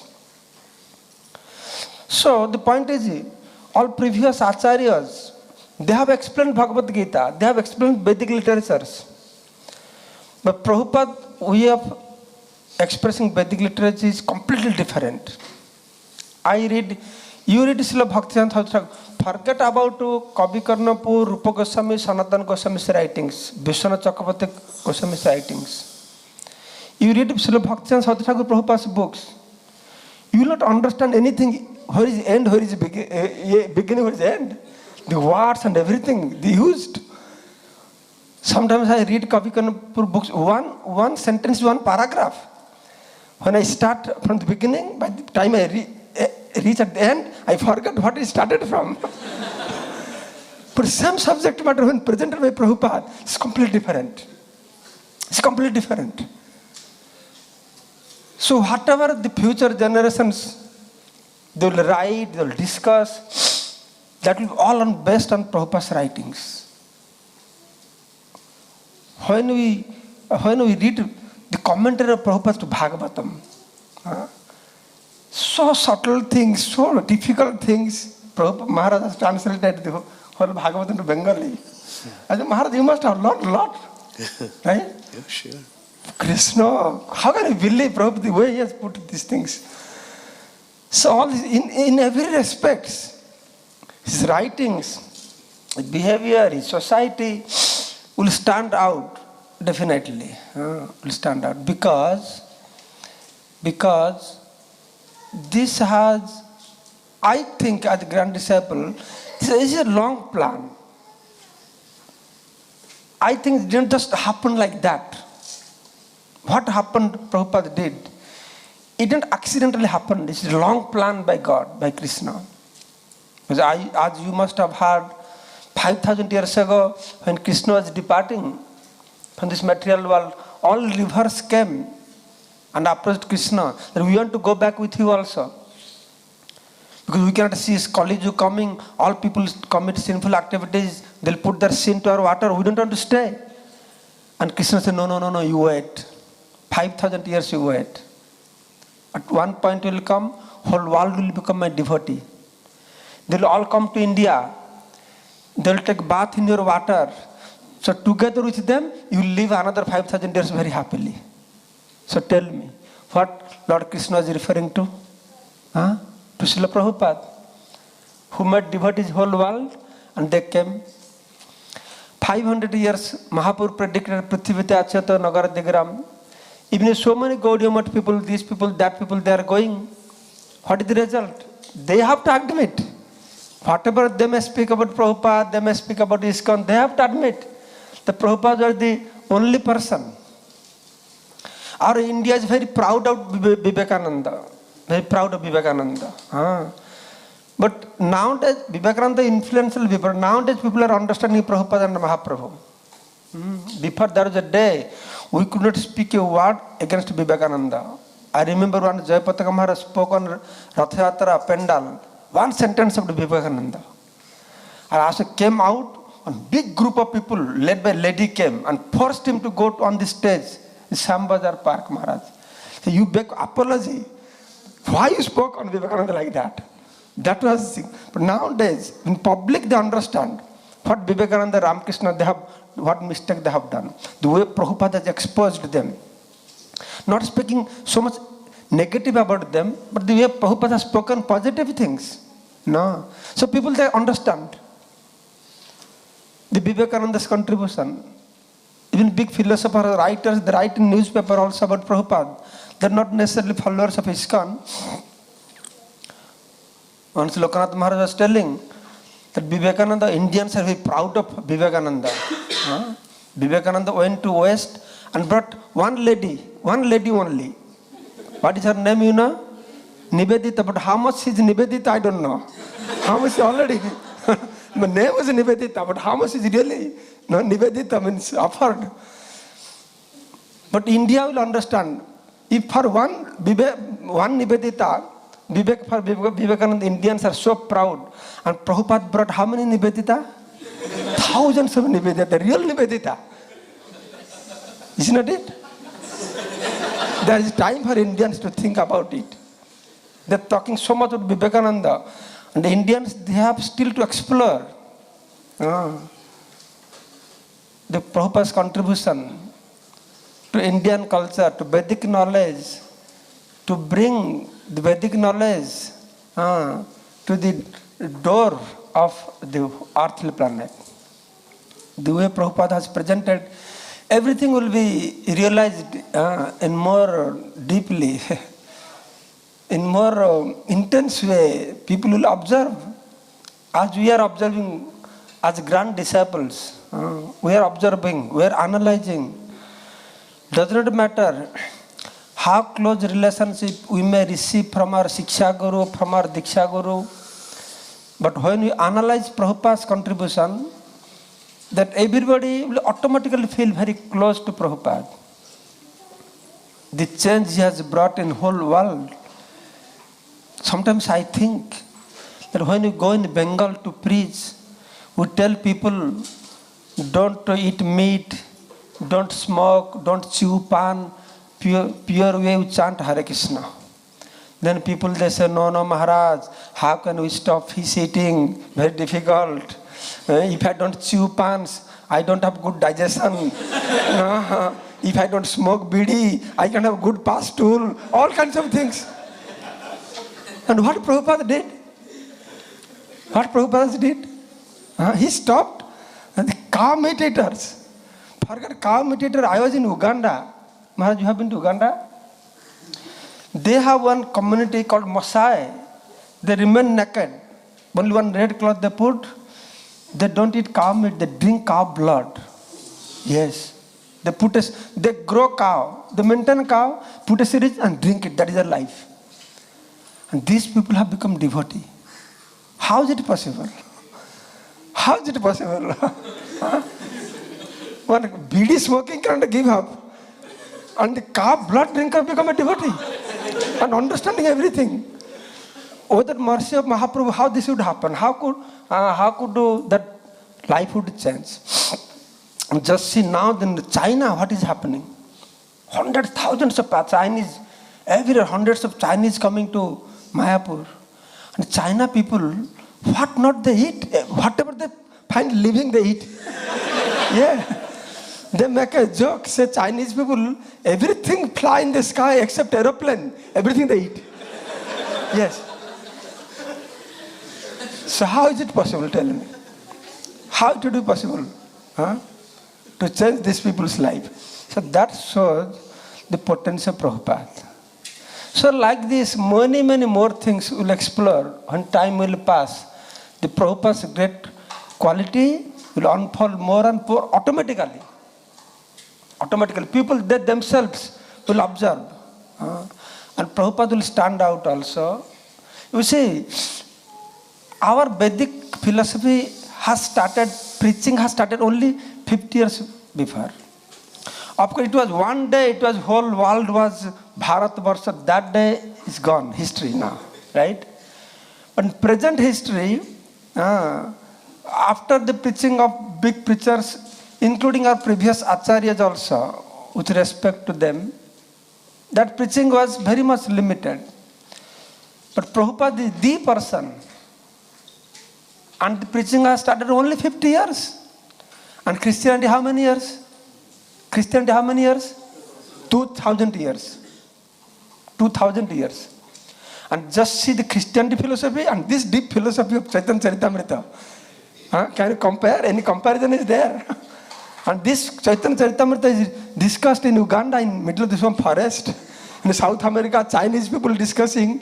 And all these things. When I travel in very remote place in Argentina and some place and discussing with all these people of all Africans. I was there discussing, all bad smell come from their body. You can't sit there, stinks. And discussion going on about Mahaprabhu, Chaitanya Mahaprabhu. And they understand everything. Nice question, answers. I deeply think how this top things has been discussed with people like this. It's not some Christian philosophy. So if 50 years time, this philosophy has gone so deep. Just imagine 2000 years from now, what will be the situation of the world? What is Bible's teachings or Christianity teaching? They preach in India, I know what they preach. Their preaching means, I will give you money, medicine, this, just change your name, that's it. You become Christian. And all those Christians, now they're giving good educations to tribal people. Now, last 2 years, I have started tribal preaching program. Tribal. Some states in India, 80-90% tribal people. So they have taught them English and nice, and we are giving Prabhupada's books. Now they are all becoming Hare Krishna now. So I think, so in this way, the Christians, they do some sukriti. They do some sukriti, giving the good education. Then we will teach all these tribals Prabhupada's books. They're chanting now also. Young educated. We go to remote in Assam, Tripura, all the. I went to Agartala Maharaj. We went to remote places, walking, devoting 20, 25 people. The whole village, now they're chanting, tribal people. Whole village, 70 families. They're chanting like that. So Prabhupada's book has that power. It will change the whole world. So we are very, very fortunate. What is our good fortune?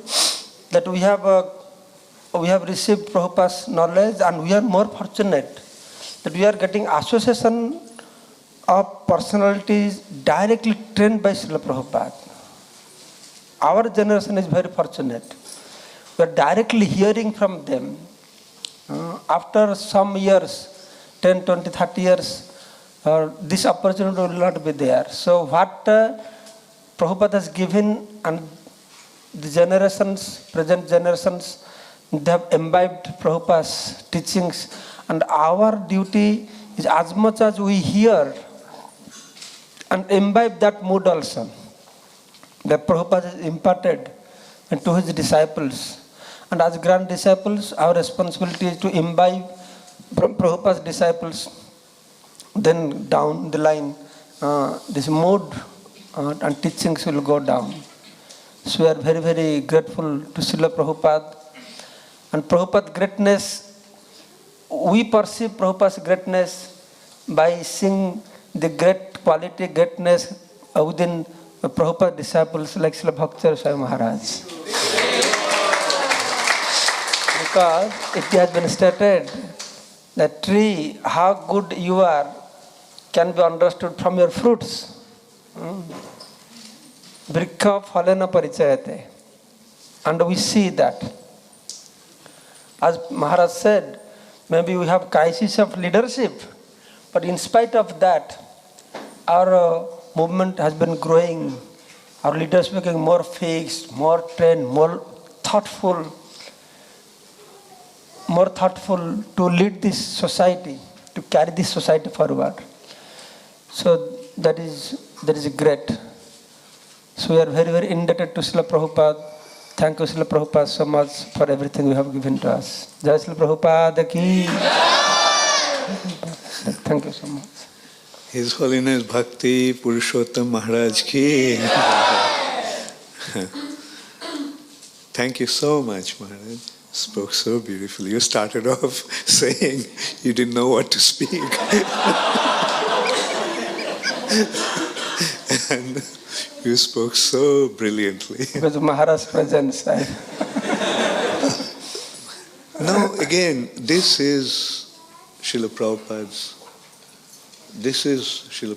gift. This is Srila Prabhupada's contribution. Like touchstone. Whoever gets touched by that gets transformed. Chaitanya Mahaprabhu has been considered to be the touchstone of Krishna Prem. And Srila Prabhupada is practically demonstrating that in today's world. Like whoever is coming in contact with Srila Prabhupada is completely transformed. Like you were saying, like you read Bhagavad Gita, couldn't understand anything. But the moment you started to read Srila Prabhupada's Bhagavad Gita, it became so meaningful. And this is how this movement is going to spread. Like whoever is coming in contact with Srila Prabhupada's teachings is just going to be affected.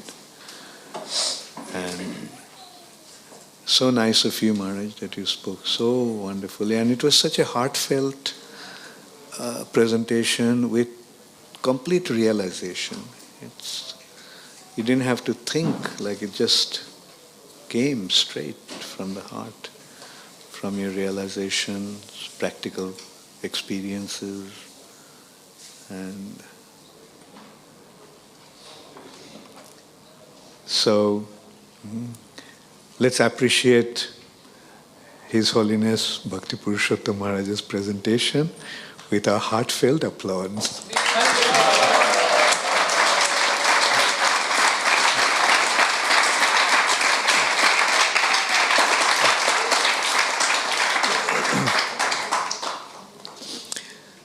And now, mind you, what did Sri Chaitanya Mahaprabhu say?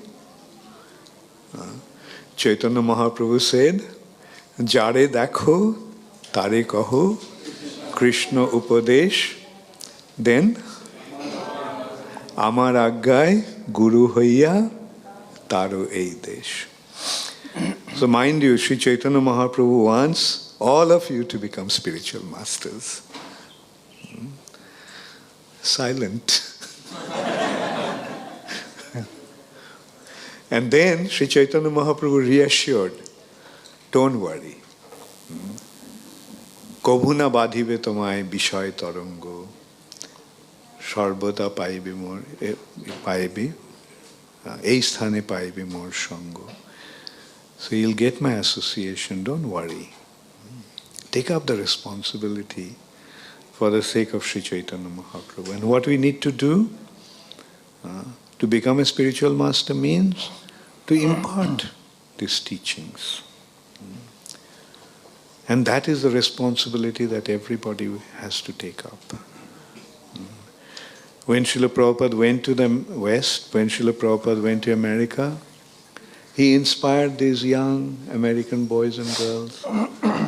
And they went out and started to spread the movement.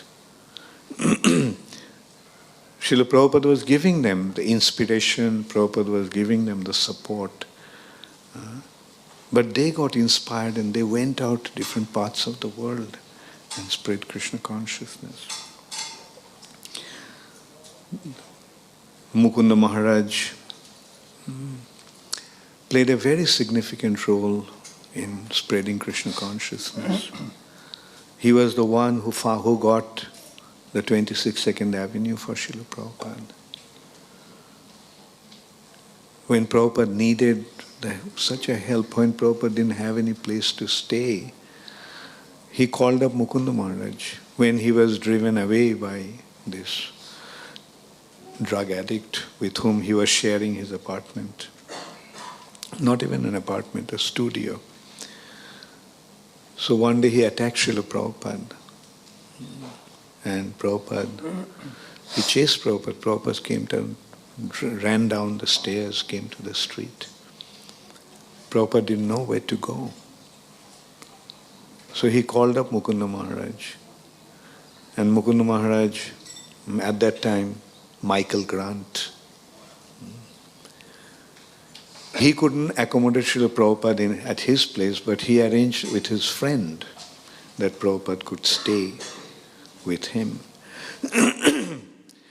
And then he found this 26 Second Avenue, and behind that, a small apartment for Srila Prabhupada to stay. And the Krishna consciousness movement started there, 26 Second Avenue. And when 26 Second Avenue became successful, then Prabhupada held the first initiation there, handful of young American boys and girls. Mukunda Maharaj, along with his girlfriend at that time, got initiated. And Prabhupada got them married. Said, now you're devotees. You can't live like boyfriend and girlfriend. Now you have to get married. And then Prabhupada sent them to San Francisco. Now you go to San Francisco. Because San Francisco was the heart of the counterculture of America at that time. All the youth of America were running towards San Francisco. Or at least it was a dream to go to San Francisco, Golden Gate Park.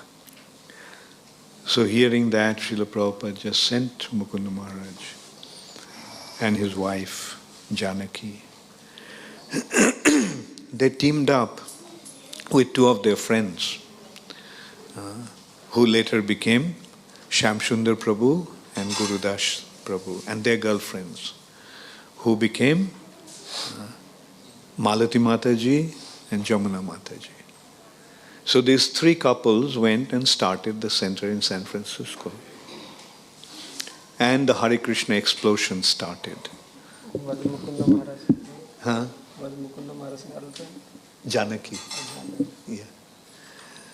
And then all these devotees started to come forward in the West Coast. In the East Coast already there were so many devotees, like Kirtananda Swami, Achyutananda Swami, who later became sannyasis. Kirtananda, Achyutananda, Umapati Maharaj. And then in San Francisco, Tamal Krishna Maharaj, then so many other devotees, stalwart devotees started to come forward. And then, when it started to spread in America, these three couples went to London. They thought, okay, now let's go out of America. And they went to London. And I was told by Shamsundar Prabhu that they couldn't fly directly to London because they didn't have enough money. So the cheap flights were available those days to Benelux countries like Belgium, Holland, and Luxembourg. So they took one of those cheap flights, and they thought that they would go across the channel and go to London. But when they went there, they found to go across the channel, English Channel, and enter into England, enter into UK, you have to show a certain amount of money. They didn't have enough money for three couples to go. 6 of them to go. So they got all their money together and one couple went. Then they wired the money back to Amsterdam for the second couple to go. And in this way they went. They didn't have any place to stay in England. Some Indian families allowed them to, hosted them. But even they were not interested in what they were teaching. They let them stay in their houses. They were also not very well-to-do because at that time there was a lot of influx, a lot of immigrants from Kenya and Uganda. They, due to the atrocities there, the Indians moved to London. And so they were staying in that with one of those families. And even they were not interested in their teachings. And then they came across George Harrison, the Beatles.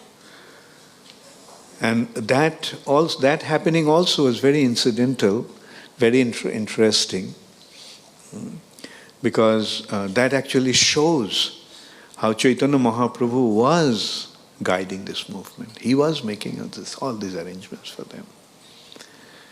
They didn't know where to go, who to influence, who to preach to.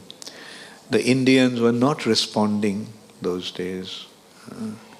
Actually, the Indian support started to come only very recently. During Prabhupada's time, the Indian support was very, very limited. And Prabhupada himself lamented a few times that everyone is coming, but the Indians are not coming. Today, when Prabhupada sees that all of you have come forward, he'll be so pleased that finally the Indians are coming. So they didn't know where to go, who to preach to. Then one day they saw a picture of the Beatles. They were dressed in Indian clothes, kurta pajama. And seeing that, they thought maybe the Beatles will be a good candidate for preaching Krishna consciousness. But the Beatles were so famous, they were the most famous people in the world at that time. To approach the Beatles was not easy.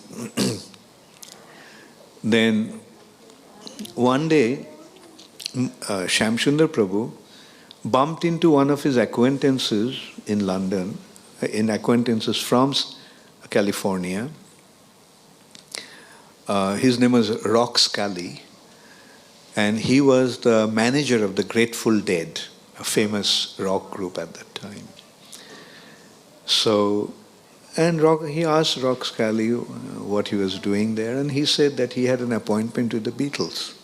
He had to meet the Beatles, some musical contracts and things. So he asked whether he could take them to the Beatles. And Rock Scully said, yeah, fine, come on such and such day, and I will introduce you to the Beatles. And so he goes there, but the Rock Scully was not there, and he tried to convince the doorman, the doorkeeper, to let him in. And he told him that he has a friend who is waiting for him, he had an appointment, and so on and so forth. But the gatekeeper would not let him in. So while he was trying to convince the doorman, John Lennon's Japanese wife, Yoko Ono, just drives in with her white Rolls Royce. And he sees Shamsundar dressed in dhoti and kurta, and he says, hey, you must be a friend of John. So he says, yes. So she says, come on in. So she takes him in, and he thought he will wait for Rock Scully to come. So when he was waiting in the reception area, George Harrison just happens to pass by. And he says, hey, where you all been? I saw you all in San Francisco, and since then I've been trying to find out who all you are, where you are. And so that's how it all started. So we can very clearly see how Chaitanya Mahaprabhu is making all these arrangements. Apparently it seems some accidental phenomena, but ultimately it is Mahaprabhu's divine arrangement. And then everybody knows what happened. George Harrison became very friendly with them, and they started to preach to George Harrison. George Harrison became interested in Srila Prabhupada's teachings. Then when Srila Prabhupada got to know that, Prabhupada went to London to meet George Harrison and John Lennon. Prabhupada actually stayed in the house of John Lennon at that time. And George Harrison got a record, got an album, My Sweet Lord. And he also got Jamuna to sing Govindam Adipurusham. There George Harrison actually arranged that, and he played the guitar himself in that. So anyway, we can see how in such an amazing way this movement started to spread, and what happened in 10 years' time is absolutely impossible phenomena. Such a spiritual organization to spread in such an effective way all over the world is an impossible phenomenon. And as Maharaj was saying, that the more we pass, the future generations will appreciate it even more. And I agree with that. Like Srila, in this respect, often I think of one analogy. Like when we are too close to a mountain, we cannot actually estimate the height, appreciate the height of that mountain. A small hill may obscure our vision. But the further we go away from the mountain, the height of the mountain becomes prominent. So in similar way, as we move away on time, Srila Prabhupada's greatness will become more and more manifest. Prabhupada's greatness will become more and more obvious. So yes, a personality like Srila Prabhupada is a rare phenomenon, and what Srila Prabhupada has achieved for the benefit of this world is an inconceivable happening. So now let us just recognize the glory of Srila Prabhupada and his teachings, and the importance of accepting his teachings in our lives, and the importance of molding our lives accordingly. The more we do that, the more we'll benefit, and along with that we have the responsibility to spread it. Don't feel shy to give it to others.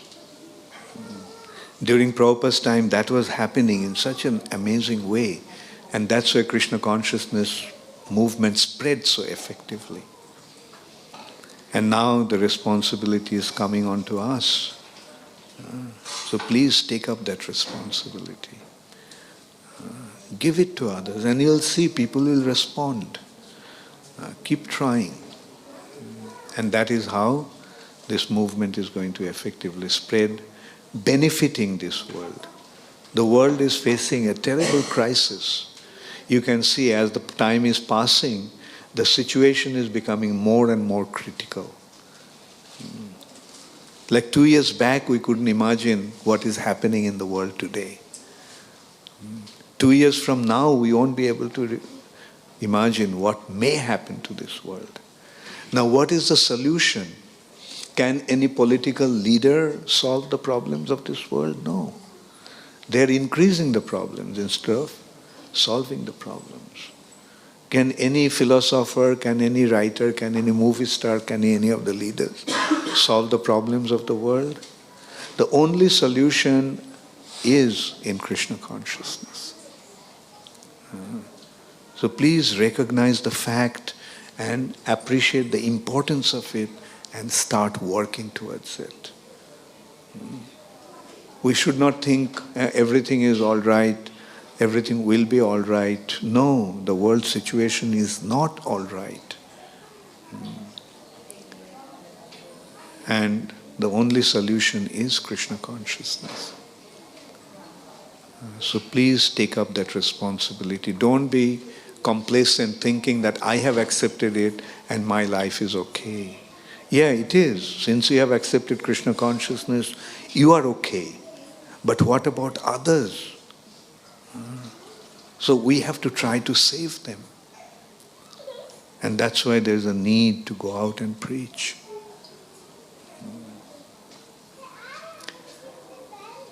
Anyway, we have another 15 minutes. So we'll briefly go into some question answers if you have. Yes. Is there any mic? Cordless mic to... Okay, you... Hare Krishna, Maharaj. There was this thing in one of the lectures saying that Siksha Guru is not a very easy term to use. So not everyone who instructs you is a Siksha Guru. So they are like monitors, like the monitors in the class. So they are not the Siksha Gurus. Siksha Gurus is a very high profile which is granted after lots of procedures in ISKCON. So can you please explain a bit more about what Siksha Guru is? Yeah. Well, I don't know who said it in what context. So, like it becomes a little difficult to answer, not really knowing in what context he said it. But I can give you the Vedic perspective of it. The Vedic perspective has three types of gurus. One is Bhatma Pradarshak Guru, the one who shows you the way, right? One who brings you to Krishna consciousness. Bhatma means path. Pradarshak means showing. The guru who shows the path of Krishna consciousness, right? The one who initially brings you to Krishna consciousness. That is Bhatma Pradarshak Guru. And then Shiksha Guru and Diksha Guru. And then eventually it is going to the concept that both Bhatma Pradarshak Guru and Shiksha Gurus are actually Shiksha Gurus. And the one who gives the mantra is the Diksha Guru. Mantra Diksha Guru. So in that context we can see that the concept of Shiksha Guru is very broad. If we don't identify the one who is guiding us, monitoring us in our spiritual life, who are teaching us Krishna consciousness, if they do not identify them as Shiksha Gurus, then who are they? What kind of Gurus are they?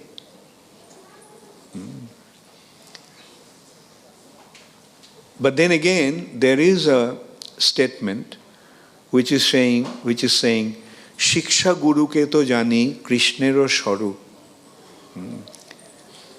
So we recognize the Shiksha Guru as the identification of, the representation of Krishna. The Shiksha Guru is the representative of Krishna. So when we look at it from that concept, then probably, yes, Shiksha Guru's position is very, very lofty.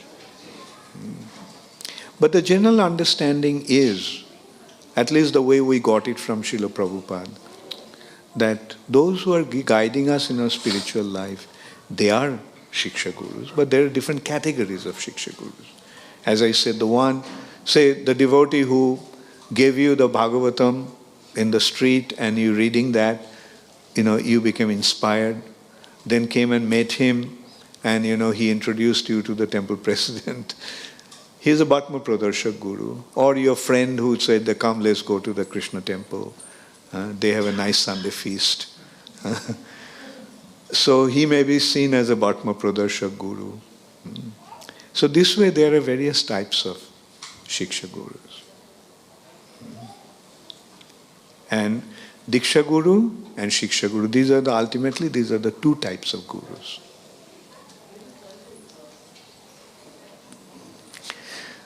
Well, any other question? Next question, Bhakti Purushottam Maharaj will answer.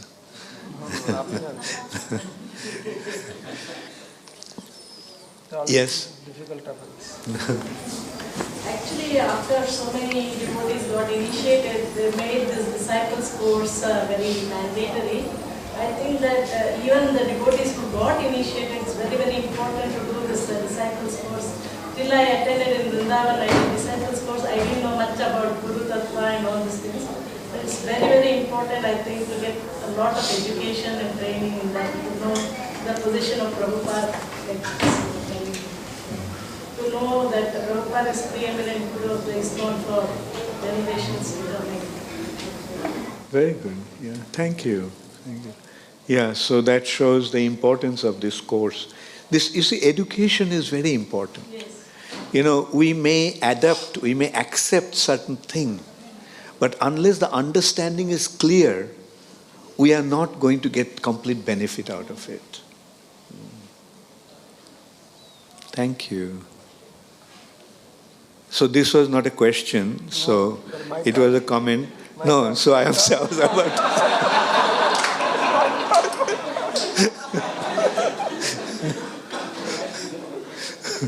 Okay, next question is to Bhakti Purushottam Maharaj. Yes. Position of Mother Subhadra, the internal potency. You can tell us On this different topics. Yeah, let's stick to today's topic.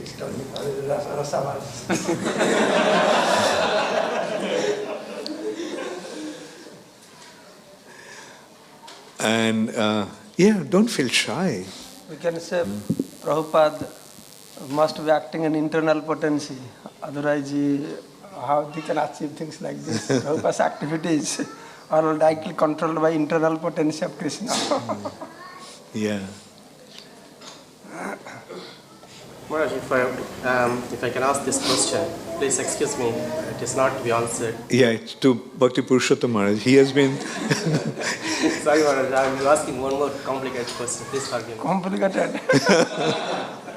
Maharaj, about this Ritvix, I was just always wonder why these people, having heard from Chaitanya Mahaprabhu himself, like Maharaj said, like, on my order, you all become virtual masters and go around, preach this message of mine.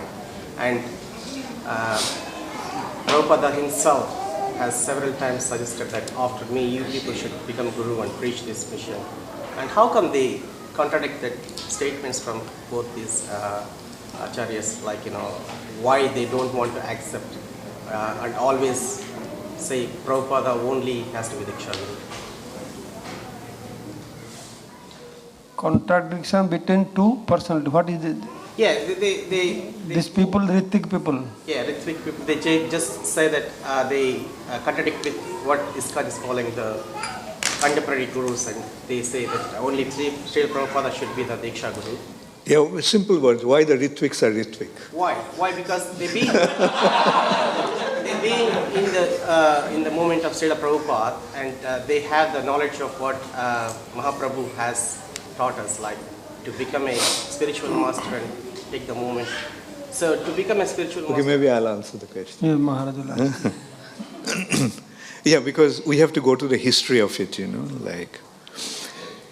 You see, there are two factors that gave rise to the Ritvik thing.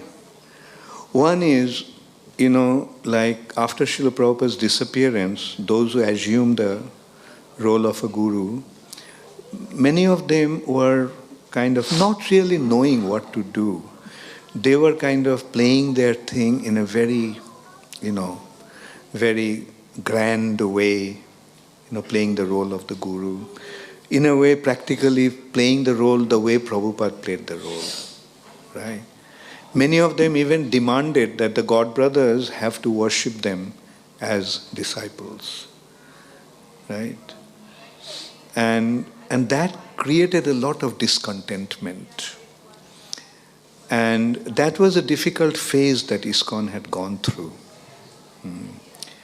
And as Rabindranath Prabhu also mentioned in his preface, that the one extreme actually was the zonal Acharya system. Like the feeling at that time was that the certain number of gurus, they're playing the role of a guru after Srila Prabhupada, and in their zones, they are the guru. As a result of that, the whole picture of ISKCON was not being perceived. It was being fragmented in zones, and they were playing their, as if they are the whole and sole, proprietor of the zone in a way. And that actually caused a lot of damage. You see, the first damage was that those who did not become gurus, but the leaders, many of them left ISKCON at that time. Then, the many God brothers who did not accept the, role of the gurus of that time, they were kind of driven out of ISKCON. Then the gurus started to fall down. And when they fell down, their disciples lost hope and they left. And in this way, it caused a great damage. And as a result of that, it caused a lot of envy, the way they were playing the role. And especially after the gurus started to fall down, some of the gurus started to have spiritual difficulties and fell down, then they became very vocal. And their thing was that nobody is qualified to be a guru. The gurus are falling down, they're susceptible to fall down. They even started to say that everyone is fallen. All the gurus are fallen. It's only a matter of them becoming exposed. like that kind of feeling was prevailing at that time, And as a result of that, a group became very vocal. They started a magazine called the Vedic Village Review in America. And they started to voice their opinion in this way. And this is how they started to gain their strength. And as a result of that, although by 1987, ISKCON had a reform movement, like the mistakes that had taken place in the past, or in the recent past, group of concerned senior devotees decided to at least find out where we went wrong. And that gave rise to a meeting in Mayapur in 1987. And it was, in a simple way, some people called it a reform movement. And then, ISKCON's move actually changed at that time. Like we got rid of the zonal Acharya system.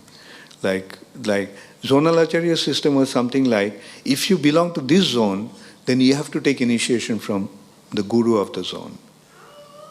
Like nobody had the freedom to choose the guru. It was a mandatory thing, you have to. Sometimes if some guru found out that the devotee from his zone took initiation from some other guru from some other zone, they got into a big fight. The gurus got into a big disagreement with that, So anyway, things were happening, which is unavoidable in a way. Like Prabhupada left the planet, devotees were so new, so young, they didn't know what to do, how to carry on. And as a result of that, we ran into all kinds of problems.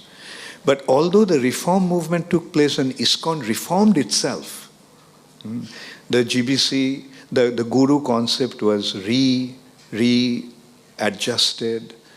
The GBC structure was, restructured. But these individuals, around that time, in 87, 88, they already left ISKCON. And they kind of, got back as if they found now the time to attack ISKCON. Because, they had their grievance to express, And they came up, 3 or 4 of them actually started to write. Like one person who was actually sponsoring them, he's one of our God brothers, but distanced himself from ISKCON. Anyway, I don't want to mention the names. And then 2 other individuals who were teachers in Vrindavan Gurukul, lived in Vrindavan for many years, They left Vrindavan, went and joined this person. Both of them were very prolific writers. And with them, he started this other person who was quite wealthy. And he, by the way, he made his wealth by selling drug paraphernalia. Not selling drugs, but selling drug paraphernalia. Say, for example, he would not sell hashish, but he would sell chilam. The hashish pipe, like things like that. And he made a lot of money, and he was supporting, these 2 persons. And they came up with a thing called Vedic Village Review. a magazine. And that created, because there are already quite a few disgruntled individuals, they lined up with them. And as a result of that, this Ritvik thing came up, So it was a reaction to certain mistakes that happened in ISKCON, and it was accelerated by envy. Yeah. And the thing is, anyway, so that is where the difference is, you see. The main difference is the Ritviks are saying that Prabhupada will continue to give Diksha. Now, as I mentioned, we cannot accept something that is not substantiated by Guru, Sadhu and Shastra. We cannot introduce something new while we are following, an age-old tradition that practically started from the time of creation. So they are holding on to that. Prabhupada will continue to give Diksha. Whereas ISKCON stand is very clear. You see, our line is Shiksha Parampara. Our line is Shiksha, not Diksha line. Like Bhakti Vinod Thakur was not a Diksha disciple of Jagannath Das Babaji Maharaj. Jagannath Das Babaji Maharaj was not a Diksha disciple of Baladev Vidyabhushan. So Bhakti Siddhanta Saraswati Thakur drew the line according to Shiksha. So our line is Shiksha. Shiksha is the most important thing. Like, what's the difference between Diksha and Shiksha? Diksha is admission to the university. And Shiksha is attending the class and learning the subject. Right? So tell me, which is important? Both are important. But in ultimate issue, Shiksha is the important. What if you get admission to Oxford but don't attend the classes? Will you get the degree? No. So both are, you need the admission, and at the same time, you need the education. Now, if you say that Prabhupada will continue to give Diksha, we have a problem. But whereas we have the perfect understanding, this is a Shiksha line, Prabhupada's Shiksha is the most important thing. Prabhupada's Shiksha has been established as the foundation of ISKCON.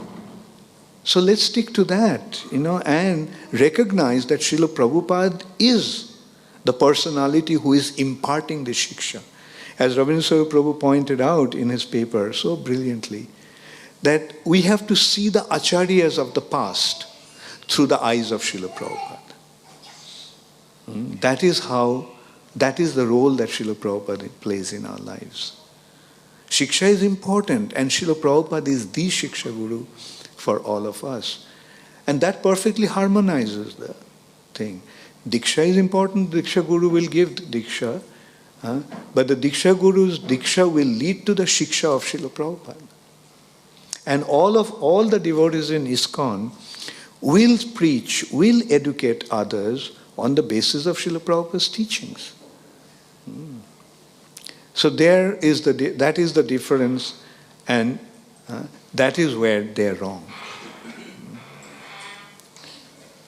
Okay, thank you. Hare Krishna, Gaur Premanande, Hare Hare.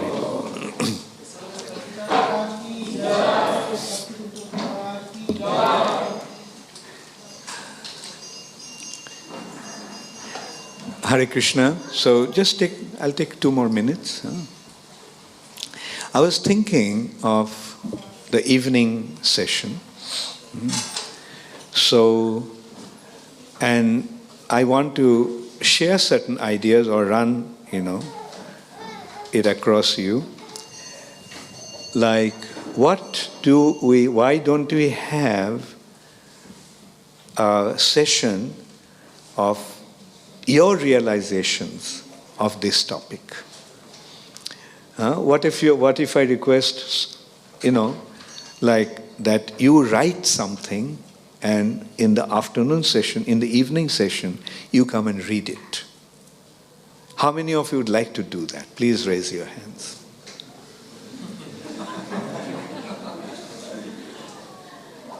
Well, I tell you, initially you're feeling shy, but what will eventually happen?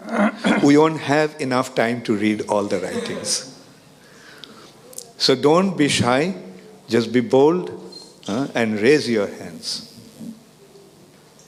Now, do I have to hold you by your hand and raise it? Or why don't you just say, okay, I'll tell you when I said on this topic what I actually meant. Why don't you write about Srila Prabhupada, the role that Srila Prabhupada played in your life? Will that be a difficult thing to write about?